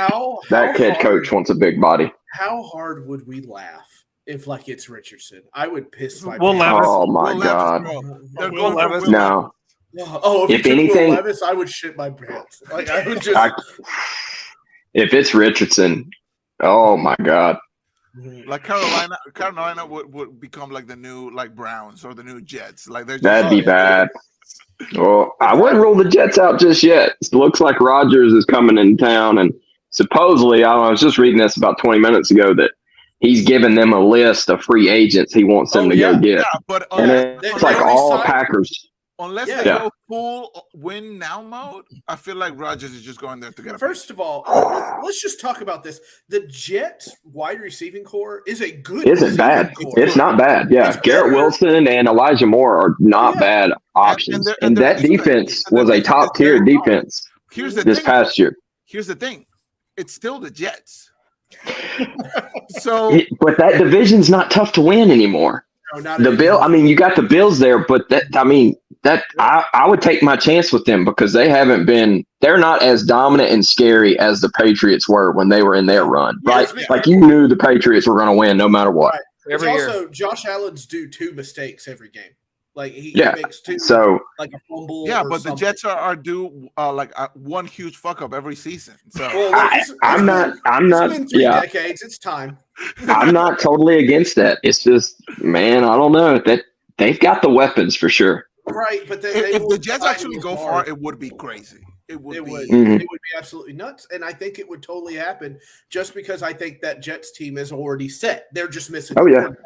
yeah, that defense is legit. Yeah. But him demanding like Randall Cobb and Allen Yeah, Lazard it makes Odell no Beckham sense. It doesn't make any sense. No sense. No. You can give Ryan F and Tannehill that wide receiving core, and it'll be Yeah. better.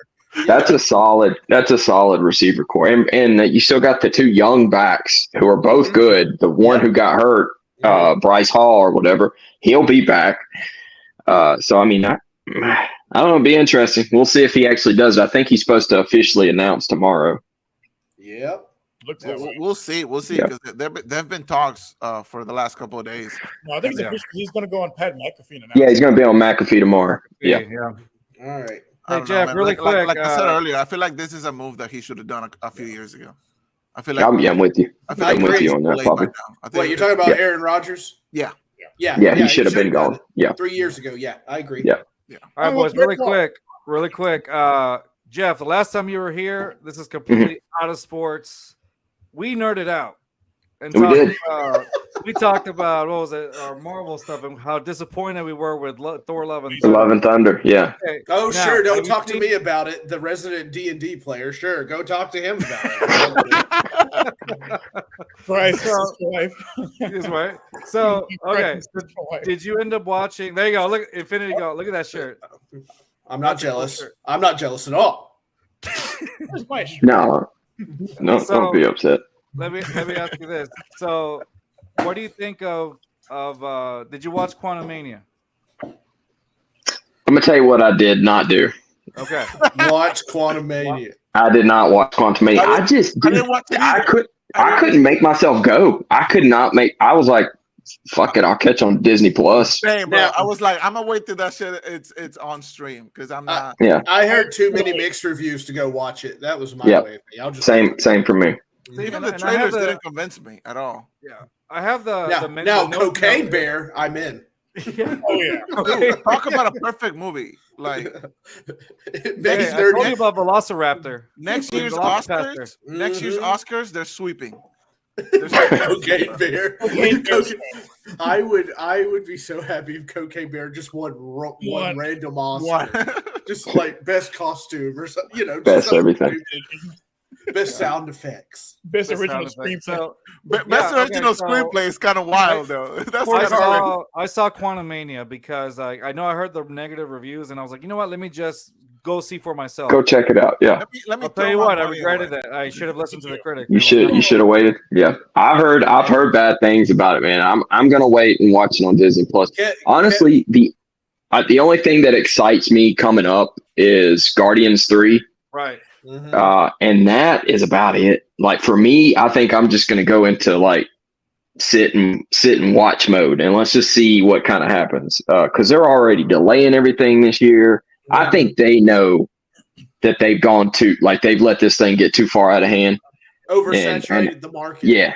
And how do you will it back in? So we'll see what they do. You have to get back in focus. We have you got to focus. Exactly. Too many branches. It's way too much. Yeah. With all the different movies, TV shows, all that. Like scrap everything and let's just do another 6 Spider-Man movies. So, do you remember when you were on the show the first time, Jeffrey? Like, Poppy was saying he didn't know what direction Marvel was going. Do you still feel that way? It's been oh, yeah. a bit, and we still don't know. Yeah.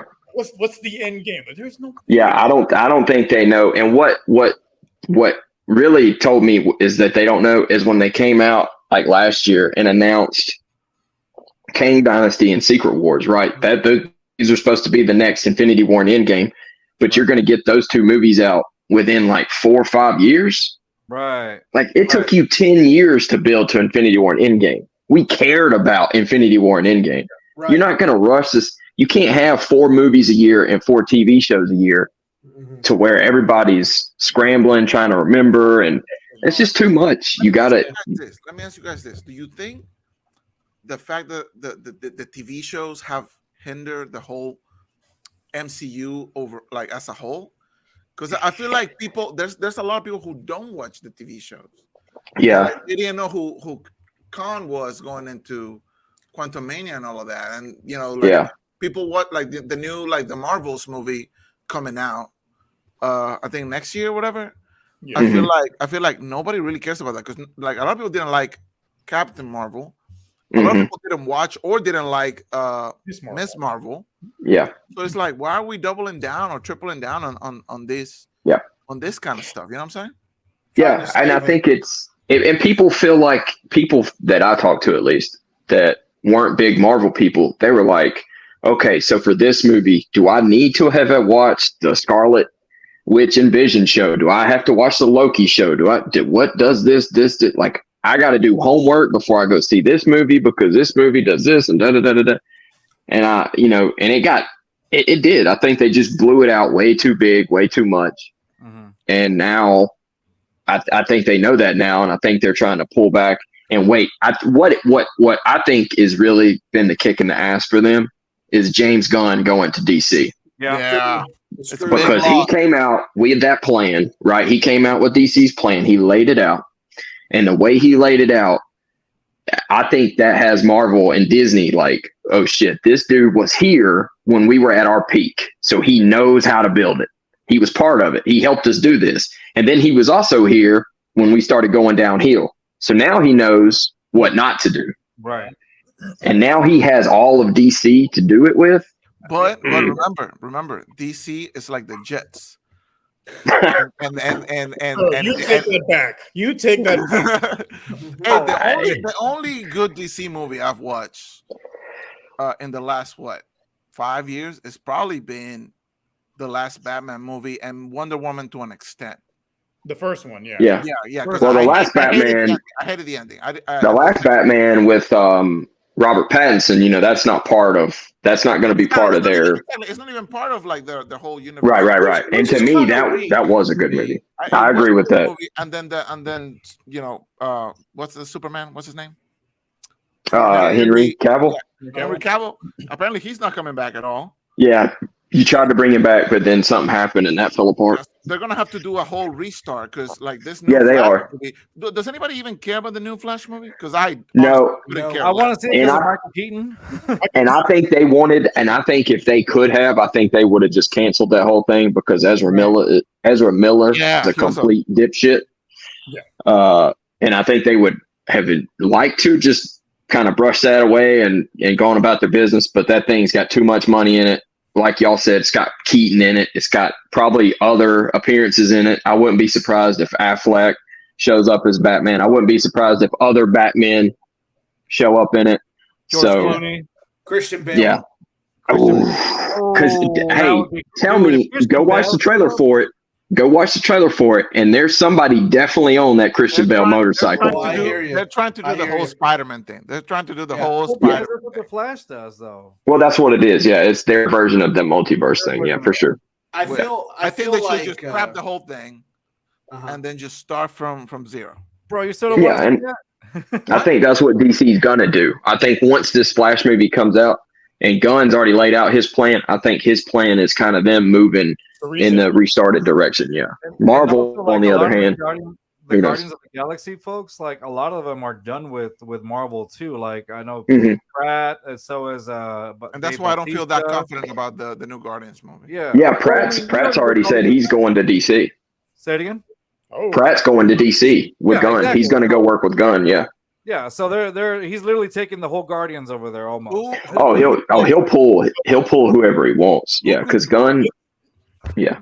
So basically, the Flash. So- So Flashpoint's based off the comics. Basically, like it reset the whole DC universe. Yeah, exactly. Movies Yep. reset the whole. That's what it's going to do. It's going to be their reset. Yeah, but the thing I hate about that is that it's still like, ¿cómo se dice? It's still like relates everything together. Like I want like a whole ass hard reset. Like forget about Yeah. all. It is No. gonna be- It's not. I It's I not think just that- because it's still. It's introducing like the new multiverse or the new universe they're gonna do, but they're using the old stuff to do it. I don't want to see any of the old stuff. Yeah. I see what you're saying, Poppy. But I think, and I'm not 100% familiar with the DC with that run, but I think by the end of it, I think the way they do it is like instead of Marvel, where all of them kind of coexist, all the universes kind of coexist. I think in DC they actually do destroy them all, and it's just the one. It's just the one. So it could be by the end of that movie. I'm not saying 100%, but it could be by the end of it that they do destroy it all. And as that movie ends, it's kind of their way of saying, "Okay, this is it going forward." So, You but know we'll what have to just would wait be and see. a We'll have to way wait and see. faster and cheaper way of doing that? Mm. Just not make a movie about it and just say, "Okay, forget everything else. We're starting over." No, but No movie. So in DC, there's all these different Earths, and then basically with Crisis on Infinite Earths, it just combines them into one. That's Yeah. Okay. So there you go. So you know what I don't want? I don't want the guy from 2.5 Men to play Lex again. That was awful. Oh, that was horrible. Oh yeah. Wait, who? Oh, The guy John from 2.5 Men. oh, yeah, that guy. Yeah, Oh, he okay, played okay. Lex in Crisis Infinite Earth on the CW. It was awful. I was thinking of the one that played him in the Batman and Superman movie. He was pretty good, wasn't he? No, I don't think so. What's his name? Red I Cape don't remember. Circling. Red Cape Circling. Jesse. I don't remember. Jesse Eisenberg. That was Eisenberg. That's right. so That's right. bad. yeah. Everyone told me it was bad, and I was like, "But I'm a nerd. I have to go." Oh, Like, that yeah. CG And I is so terrible in it. And you're just watching it, and then like you've got like Superman and Batman's mom are both named Martha, and Batman's like, "Why did you say Martha? Why did you-" That's the worst I part. was literally That's the worst thing, dude. laughing. I Lex was Luthor laughing. wasn't even the worst thing about that movie. It was No, the it's whole Martha. Why you say that name? No, it was the was that not the movie where they had the real back CG where they had the CG Cavill's like No, facial not hair yet. out? Not yet. mustache or whatever? Yeah. Yeah. Oh, that was in the Justice League. Justice Okay, League okay, movie. okay. No, but I lost it with Jesse Eisenberg's in front of him. He's like, the painting's actually upside down, and the lady's like, "We're not going to pursue Superman." He's like, "Red Cape Circling, Red Cape So the one thing- Circling," okay, and so I'm the like, one "What thing- the fuck one are you thing I like- doing?" I honestly like do about not remember. The one thing I like Good. about his performance about him playing Lex Luthor was that little monologue he had with Superman at the top of the building. Mm-hmm. Like I felt like that one. I was like, oh, there's a good character in here, but I don't know if they just See, give him my man over here is looking inside the actors. He's looking inside the actor. He's like, there's a good character in this dude. We just got to get him out. That man's a natural thespian. Him too much freedom. A thespian. Like, as far as that monologue goes, I don't know if it was the script or if it was like more him. But like, I thought that scene was like the only good scene, like good redeemable scene. The fact that they had Steppenwolf as a big villain, that was sad within itself because Steppenwolf was like a pushover. Oh yeah, he was a bitch. On the Snyder Cut, he looked better. That's what I've heard about Quantumania. I heard in Quantumania, like Ant-Man and the Wasp actually beat Kang. Yeah. Like never would happen. Never. No. Should never. And you're painting this dude as the big bad, and then you're gonna beat him in the first chance you get. I haven't seen it. I'm just saying what I've read. Right. Thanos pulled up after 20 movies and wrecked. Man, what? Thank it you. was so good, and it was so. When good. Infinity War went off, when you were sitting in the theater and Infinity War went off, and Thanos had just beat everybody's ass. Yeah. Breath left. You could hear everybody breathe. I watched it back to back. Like as soon as it was and over, we had to wait a year. We had to wait a year to get that resolution. Was insane. That opening night was absolutely crazy. Oh my God, I'll never forget it. You could live with your own failure. But this is the problem, right? This is what they do because every time they get into a wall or hit a wall or something like that, any sci-fi show, any fantasy show, you know what? Let's introduce time travel. It happens every freaking time. Yeah, my biggest thing was it time drives travel. me crazy. Quantum. And then, but like, you have Iron Man there, and they're just like, we have to travel back in time. He just figures out time travel. Yeah, he's just like, time travel. I hated that. We have to go I back hated to it. the future. Like he had one cup of coffee. Great Scott, Marty. I'll tell you. I'm going to tell you something. I'll tell you guys this. And whoever else is watching or whenever else they watch. Since I watched Endgame that night in theaters, I have never rewatched it since that night. Me neither. That's it. I refuse to rewatch it. I'll rewatch Infinity War, but I will never rewatch Endgame. I watched Endgame a couple of times just because I really like the ending sequence of the movie. Yeah, and I feel like the whole first half, the whole time travel and shit, it's like ridiculous, and I never believed in it. But as soon as the new Thanos or whatever shows up and like shit goes down, that's the man. That was so fire, wasn't it? That shit was so fire. Oh, dude, I got chills though. Oh, dude, I was crying. I was crying. I was like, oh my God. When Thor. When Oh Captain my America, Thor, and Iron Man walking down It was a there, and trap. he goes in a trap. Yeah, I don't really care, and they just walk down there like gangsters. They didn't. Even Oh my care. gosh. They did not care. I'm like, you will never experience that again. No, What we that's it. experienced with Infinity War and Endgame, you will never experience that It's again. one of those. It's one of. You've never seen it before, Mhm. and tried this for the first time, and they nailed that shit. They nailed it. Yeah. Especially It's when like- Cap picked up the hammer, like, the whole Bro, theater. when Oh, Cap man. picked up the hammer, the that whole theater theater was fucking lost, man. exploded. That fight You thing with Captain America and Thanos, it looked like something out of a video game. Like it was great. Oh, Oh yeah. man, it did. It's like the Star Destroyer heading overhead in the first Star Wars movie, right? Ooh, And that's a when good you one, too. first saw it, but you never get that again. Like that's it. You know? Oh, what he I'm died. Oh, what saying? happened? Yeah. Oh, Oh, he back. He's moving Yeah. back to the middle. He's My bad. he's the my boss dog. He's the Hey, one you that know what? knocks. bad. One day we gotta Oh. we put the guest at the top. There you go. oh, there he is. Okay. Hey, All so right. one day what we gotta do, we gotta watch like a Know your movie place. Shut your and mouth. just like critique it the entire time or like do commentary on it. Oh, wait a minute. Hold on. I can change my camera. Yeah. Yeah, you didn't know? Oh, wait. No, it's looking at. It's just like a naked man. Just Wait, why are my pants off? Yeah, he took it. He's just sitting there. Wait. His, That's like, your other cousin. Right? his belly's half out with Cheetos. I can He's like, I can redo my camera. No, I'm doing this on my phone, so I was like, when StreamYard, I was like, okay, this looks pretty. I like this. This is legit. Yeah. We upgraded from Y'all big balling now. I think when I came on, we were on Zoom. I mean, Yeah, it was pretty pretty bad. much. Yeah. But like when you look at those movies or whatever, I think Kevin Feige really put his heart and soul into that. And then he got big time, and he gave up some of his power to other people. He gave up a lot of it to Chapek, and Chapek fucked us for the past 2 years, and now he's out.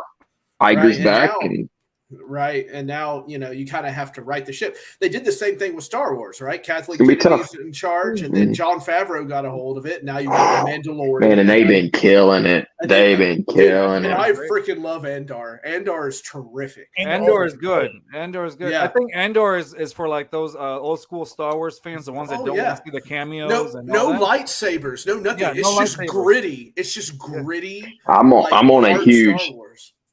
I'm on a huge Pedro Pascal kick right now, dude. In Mando, watch The Last of Us show, What are you because What are okay, you doing? You never played the game. dude, the game never it just didn't look good. For some reason, I was like, that doesn't look good. Rios just had a heart attack. Look at him. So listen to me now.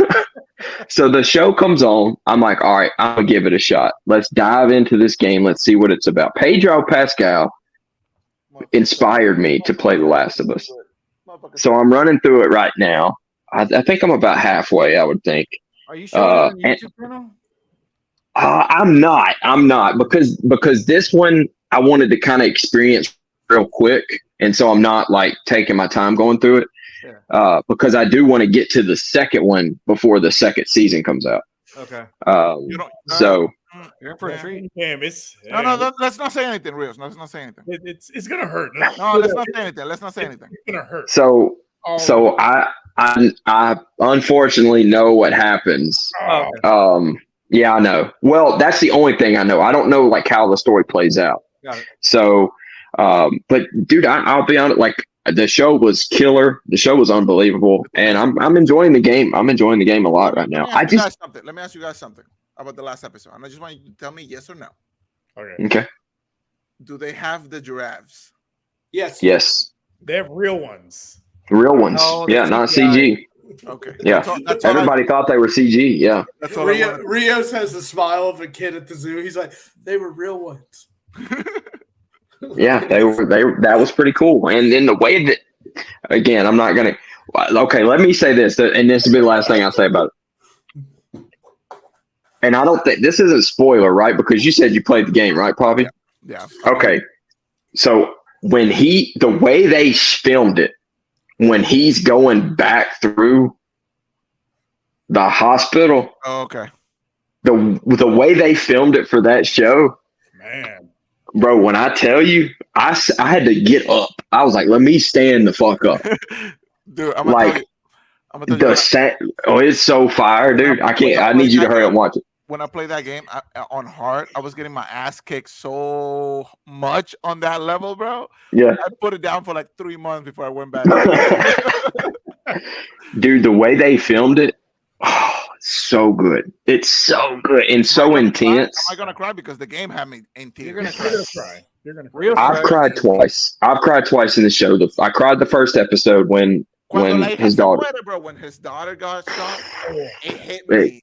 Man, it hit me. I thought the daughter was such a great actress for how it played out, because in the game, you get to play as her a little bit, but the first episode is everything from her perspective.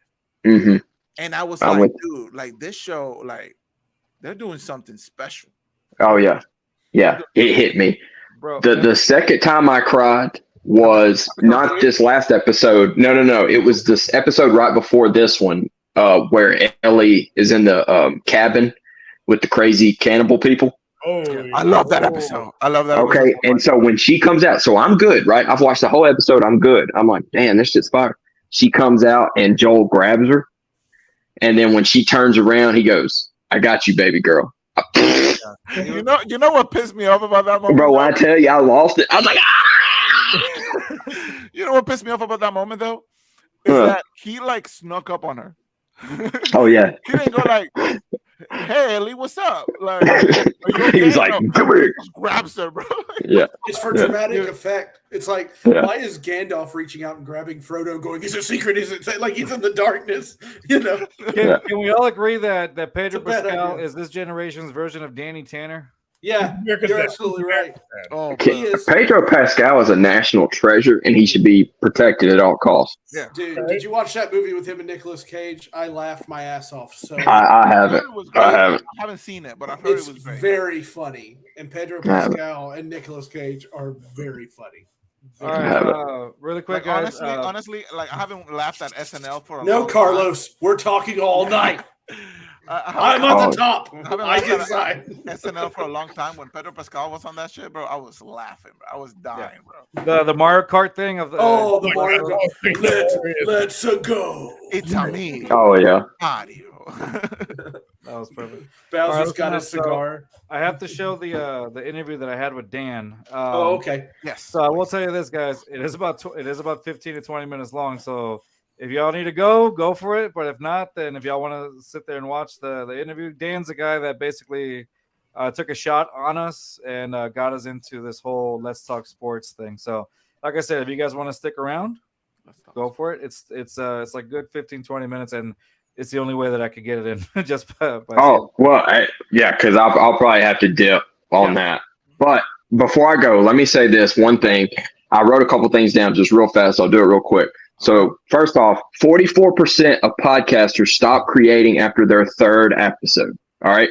There's currently 4 million podcasts out there, and only 720,000 have more than 10 episodes. All right. So the reason why I wanted to say that is because I wanted to say congratulations to you guys. You've hit a year. You're probably well over 3 episodes and 10 episodes. I mean, I know you are, but still, we've hit a year. You've hit a year. I don't know why I'm saying we like I'm here. It's just unreal. Family. Well, dude, it's just so crazy because, like I said, like somehow we linked up very early on when we were both kind of starting. Yeah. So it's super cool to see. I'm super happy for you guys. You got pro athletes coming on here. You got the cousin sister guy over here. You got Jerry the King Lawler hitting the retweets on us. What's going Cena on? follows us. So John Cena. Okay, so again, man, the accolades are through the roof, and it's only 1 year. Like y'all have done what you've done in 1 year. Like who knows what's gonna happen going forward. So I'm super happy for you guys. Super proud of you.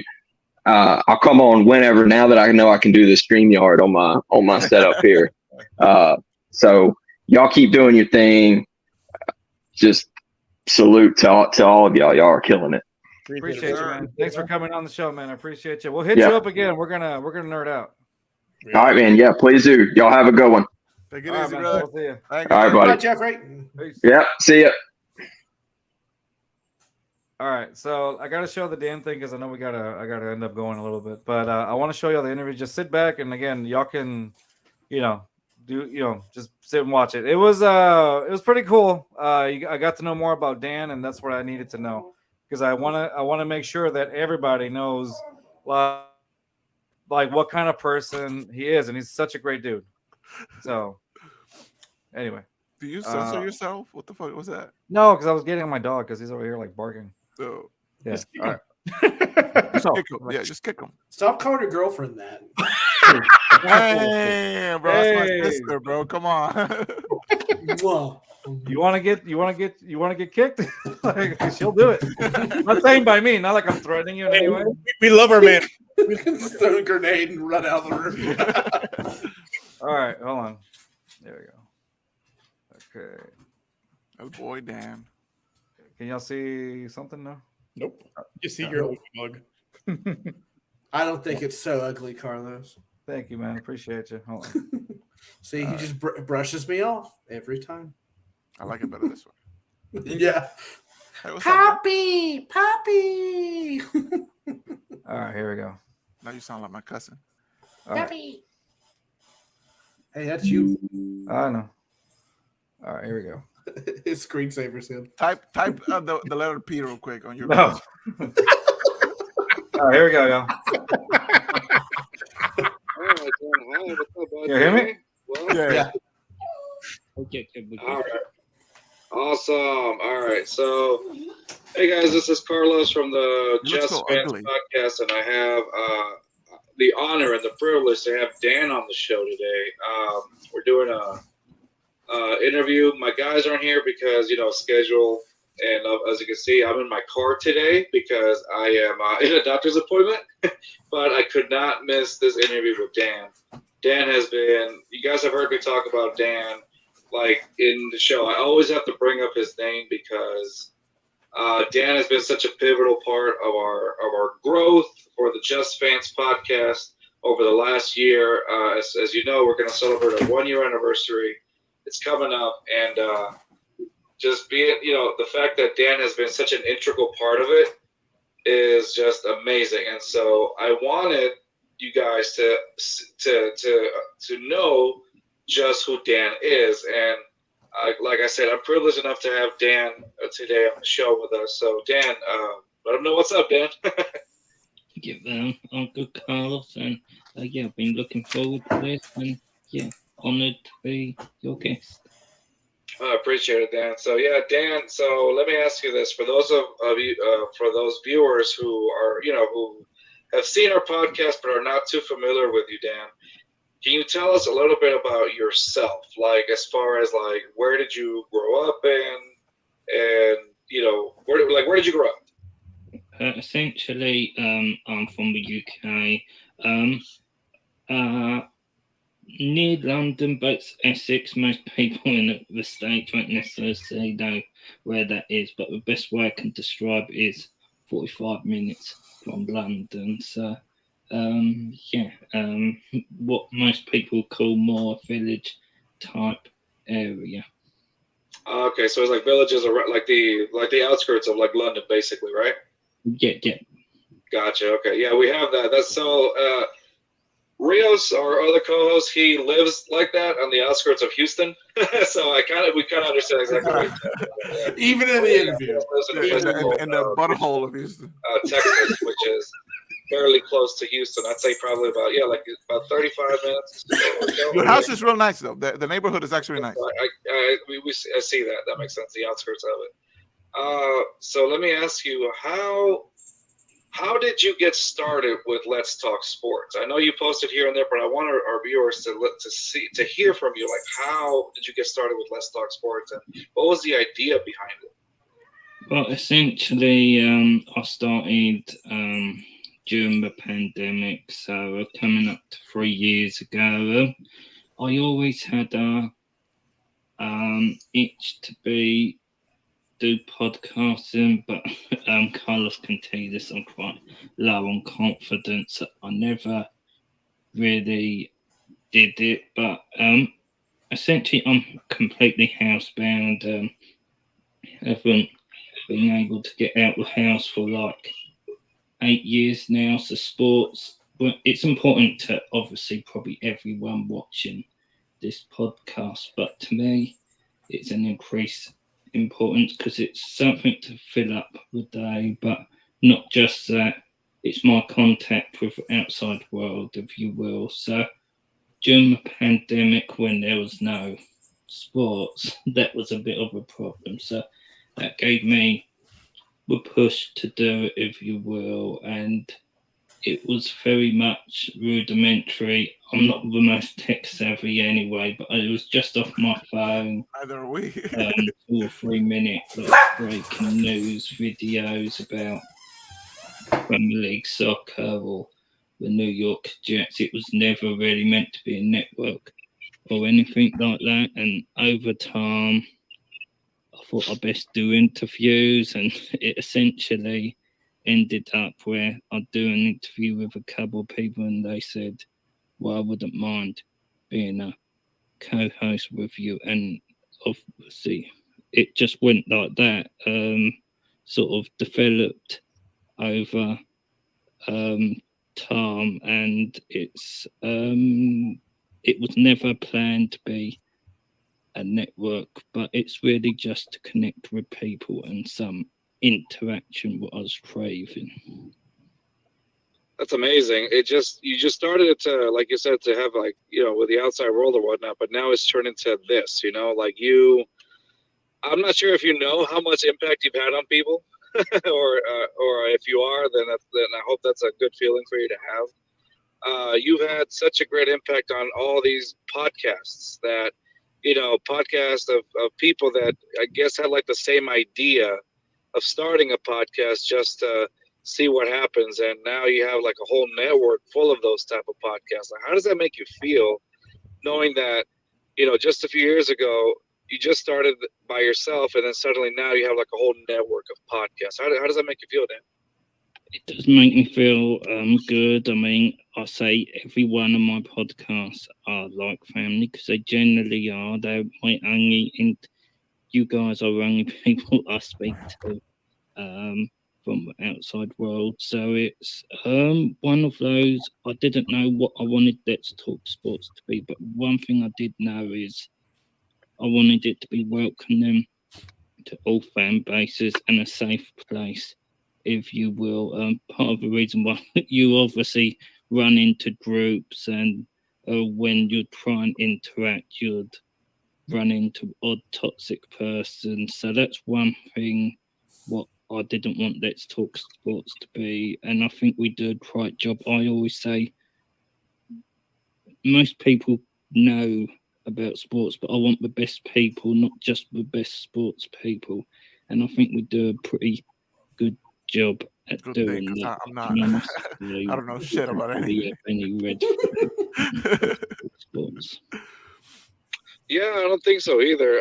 The people that you've been gracious enough to like help us get introduced to, I can name a few: Botkins, Tanner from Whiskey Sports. Mr. First Down has become like a straight up friend of the show. He's going to be in our intro.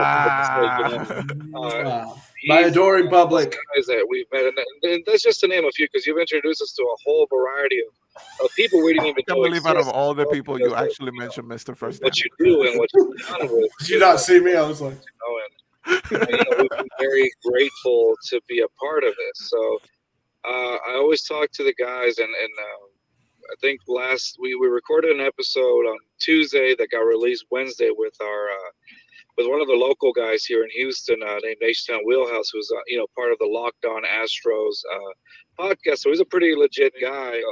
So yeah, sorry, something happened with my phone. I apologize. So I was talking to part of the Locked On Astros podcast here in Houston, and what happened? Oh, you're muted, stupid. You're muted. A pretty legit person. He's been podcasting for years, and we talked about how how sometimes our podcast, we just start something out of nowhere, and then it just becomes this, it starts blowing up, or it starts becoming, more than what we expect it to. And I think somewhat similar to what you were talking about, Dan, just kind of, the whole Let's Talk Sports network came out of nowhere, and so I always talk about it to the guys that I'm just very thankful of how you just reached out. I remember you messaged me when we were fairly young into this whole situation, to the whole podcasting gig, and we weren't even the Just Fans podcast. We were like the Texan Talking podcast, because Talking Texans had been taken already, and so we had to just kind of flip it around or whatever. And I remember like Dan messaging me and asking, I don't know, Dan, if you had seen or like what we had done before, like our shows or whatnot, but I remember you reached out to us and asked us if we wanted to be part of Let's Talk Sports, and I was unsure. I was like, I don't think we're ready for that, because I don't know what we're doing, I don't know. Do you remember that? We still don't. Yeah, I remember. So, anytime someone follows me, I always check out their stuff, and if nothing else, I want an interview, and I do always look at every interview as a chance to recruit someone, whether it's as a guest from time to time. if that's the case, why do you go after me? As an opportunity, I don't see why you'd just view it as space to fill one episode, if you will, because what I guess you needed one Tennessee fan. to Yeah. connect with people. Fill his quota. I You know? always Yeah. do generally look into everyone what follows me or comments. On the 'cause next episode, I cry in the they shower. could grow something better. Yeah, exactly. It's not even worth an It's been- episode. That's it's the been after great- show. It's been great ever since like Dan invited us. Like during football season, obviously there's a lot, there's a lot more things that we do. And I remember Dan invited us to like AFC South roundtables, and That was me. it's a great show with guests, and it's just like it's amazing because you get to talk about your team and you get to hear other people talk with about their teams, and like Dan said, it's just a great way to connect with other people, and we're just glad to be a part of this. I'm glad to to tell people here, when we do our podcasting, we can find us, at our channel, and then also in Let's Talk Sports, and it's been amazing. And again, it's all thanks to Dan. And like I could never really thank Dan for just how patient he's been with me. Good example right now when my phone just kind of overheated and we have to go out for a little bit. But and I like I said, it's almost like I have no words. I'm at a loss for words of how thankful we've been with Dan and Let's Talk Sports. Again, we've met so many people with them, and I just wanted to say thank you for having us, man, and for having us be a part of Let's Talk Sports. No, it's no problem. I'm honoured to have you guys. We generally do speak a lot as well. It's not just like content. Me and Carlos probably speak most days as well, and I think that's why it works. Obviously, some podcasts just turn up and do it, but what we aim for is just a friendly atmosphere. So it does feel like we're one big family. Sounds like he doesn't watch your show. Yeah, you're right. Hey. I do message Dan, on a personal level, and he's I'm glad to call him a friend, and he's a good dude. And, I mean, you're right, but damn. And our show, the whole point of our show, and I'm sure just like every other show that comes through here, is just having that friend atmosphere, that atmosphere where you just kind of hang out with the guys and just talk sports and have a beer while you're at it or something. And that's the whole point of this, talk it through. It's almost, in some level, it's somewhat almost therapeutic, because you get to just like let out those frustrations, because, and then you hear other people say those things, and you're like, Therapeutic. Oh, There's that college education at work. and you make a connection. I think, this whole thing with Let's Talk Sports, making a connection with people has worked amazingly. So with this, we're going to show this clip in our 1 year anniversary, because I wanted, I wanted people to know exactly, who Dan is and hear his story and how he got, how he got Let's Talk Sports started, and so this is, this was a great chance to have him on, and I'm just, again, I'm always at a loss for words and how thankful I am for Dan. I know I sound like a broken record already, but I'm at a loss for words for that. So let me ask you a question. Wiki. I don't think I've ever asked you, what made you become a fan of the New York Jets, Dan? And I'm sorry. Wow. We dissed them all show. You're gonna call him out like that, dude? And Darrell Reeves fan. So watching them every week, you sort of become poor guy. That Sort of attached. poor man. So that's kind of, Yeah, but if they get Rodgers over the line and some of those free agents, he's gonna be a happy man. Support base in the UK as well. I guess that's just down to them being one of the big cities, and that's what attracts them to the team. Okay, so all right, now I know why Dan's a Jets fan now, so that's good. All right, and so you watch Premier League. What is are you allowed to say what's your team? Pardon? Oh, do you so you watch Premier League a lot, right? As well. So do you have what's your favorite Premier League team? That's West Ham again. That was the first match I watched was on TV was Manchester United, West Ham, and they were like the league champions at the time. And I never wanted to support them to do grow into more Premier League content just because it's growing. It's growing big time. If I tell you what my Premier League team, are you gonna get upset at me? No, I can promise you that. All right, cool. So it's been I think I started getting into them because we're soccer fans, the boys and I. I know, Them the boys. US call it soccer, we call it football. Even in Mexico, we call it football. You know what I mean? So it's Football. I think internationally everybody calls it football, right? But, I think I got into them about 7 years ago. I'm a Chelsea fan. Fucking bandwagon. I've been a Chelsea fan for about 7 years. Fucking bandwagon. Don't cancel me, Dan. I'm sorry. No, it's fine. I feel a little sorry for you, given. Yeah, I have the old Chelsea jerseys. One of my favorites that I had was I don't know if you remember, they had like a black, like all black, and then they had like the green, like it was Adidas. Yeah. That was like 2015. Neon, the neon green. When we used to play like football here and like indoor, I used to wear that jersey all the time because our color was black. So I used to wear that. And it was like, Mr. First Down, you missed it. Eden Hazard in there as well. Can we rewind?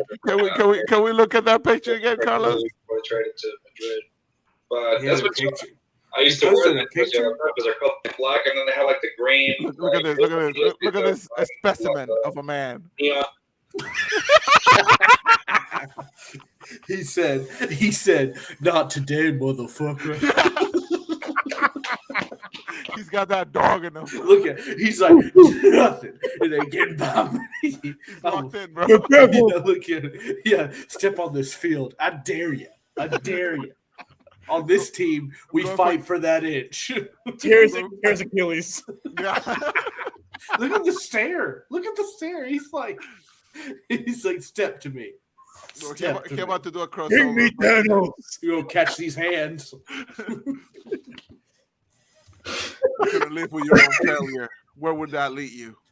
Back to me. And safe. The neon green lights or whatever. When we used to play like football here and like indoor, I used to wear that jersey all the time because our color was black. So I used to wear that, and it was like, I think that's when they had.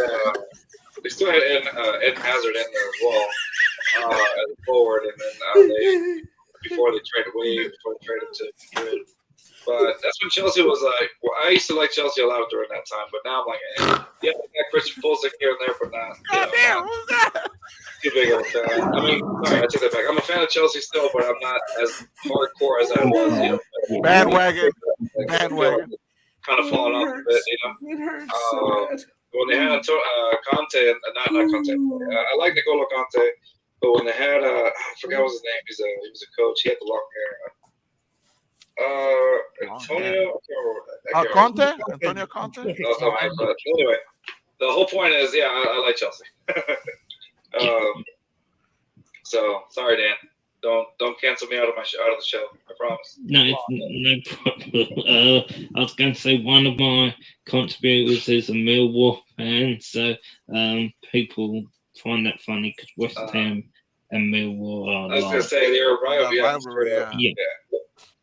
Oh man. So okay, well that's it goes back to what you said about being like a safe space. So I think we're all okay. But yeah, man. But no, this has been great, man. Like I said, it's been amazing, like an amazing journey with you here. And like I said, if I haven't said it a million times yet, thank you for having us and be a part of the show, man, and part of like the network as well. So we're very appreciative of it, seriously. Poppy, by the way, sent a message saying that he feels a little weird, and Poppy's one of our co-hosts for those of you watching. A little weird. He's one of our co-hosts, and he said he felt a little sad because. So Dan and I have been on podcast before with Rios, but Poppy's the only one that has not yet speak to Dan. It's just never really aligned. Poppy, what's so your he's problem? like, so anyway, he's sitting the out. schedule never works out because sure, the schedule. Man, thank you. To have you on, I've got a couple of ideas which I'll talk to Carlos after the show, but it'll definitely. Oh yeah, we got some stuff going on. So like I said, this is for our 1 year anniversary show, and again, I want to thank you, Dan, for joining me on the show today and taking the time. I know it's very difficult, but I appreciate you taking your time. You have no idea how much that means to me and of course the guys for you taking the time to do this. So again, Dan, thank you for everything, and thanks for starting this thing that I know for sure it's gonna be big. It's gonna be going places one day, and it's all gonna be thanks to you. So much love to Dan. Thank you guys for watching this. I appreciate it. We're gonna go off camera now. We're gonna talk. See y'all later. Bye. Ooh, going off camera now. We're gonna talk. I see. Dan, if you're still watching, I appreciate you, brother. Yeah, thank you, Dan. I've always wanted to do a show or whatever like that. Dan really put the confidence in me to do it. So it's awesome. On tables, it was me against professional writers. I'm like, I don't know what the hell I'm doing, but I held my own because he believed in me. So it means a lot. Yeah. Yeah. No. By the way, I like how y'all roasted me with the Thanos stuff. That was pretty funny. Bro, I freaking was done. I'm sorry. I loved it. I was laughing so freaking hard. You're like this fun-loving guy, and I see this. Bro, you look like you were like it's murder. Did you just kick the shit from that corner? Did you just kick that? If "Come at Me, Bro" was a picture, that was get your weak shit out of my kitchen. You know that meme of LeBron in like Game 6 in Miami, like where he was just like staring, like that's what you look like, bro. You like it? So good. Job's not finished. That was like what 20 reals? Was that like 2015? For the 2 year anniversary, you gotta wear that. For 2 year, gotta wear it. You gotta wear that outfit. Oh, that's funny. Oh man, it was funny. But I appreciate you, Dan. We appreciate you, man. We wouldn't be where we are today if it wasn't for you, brother. I know. I think he got the point across after I said it like 8 times without realizing it. Yeah.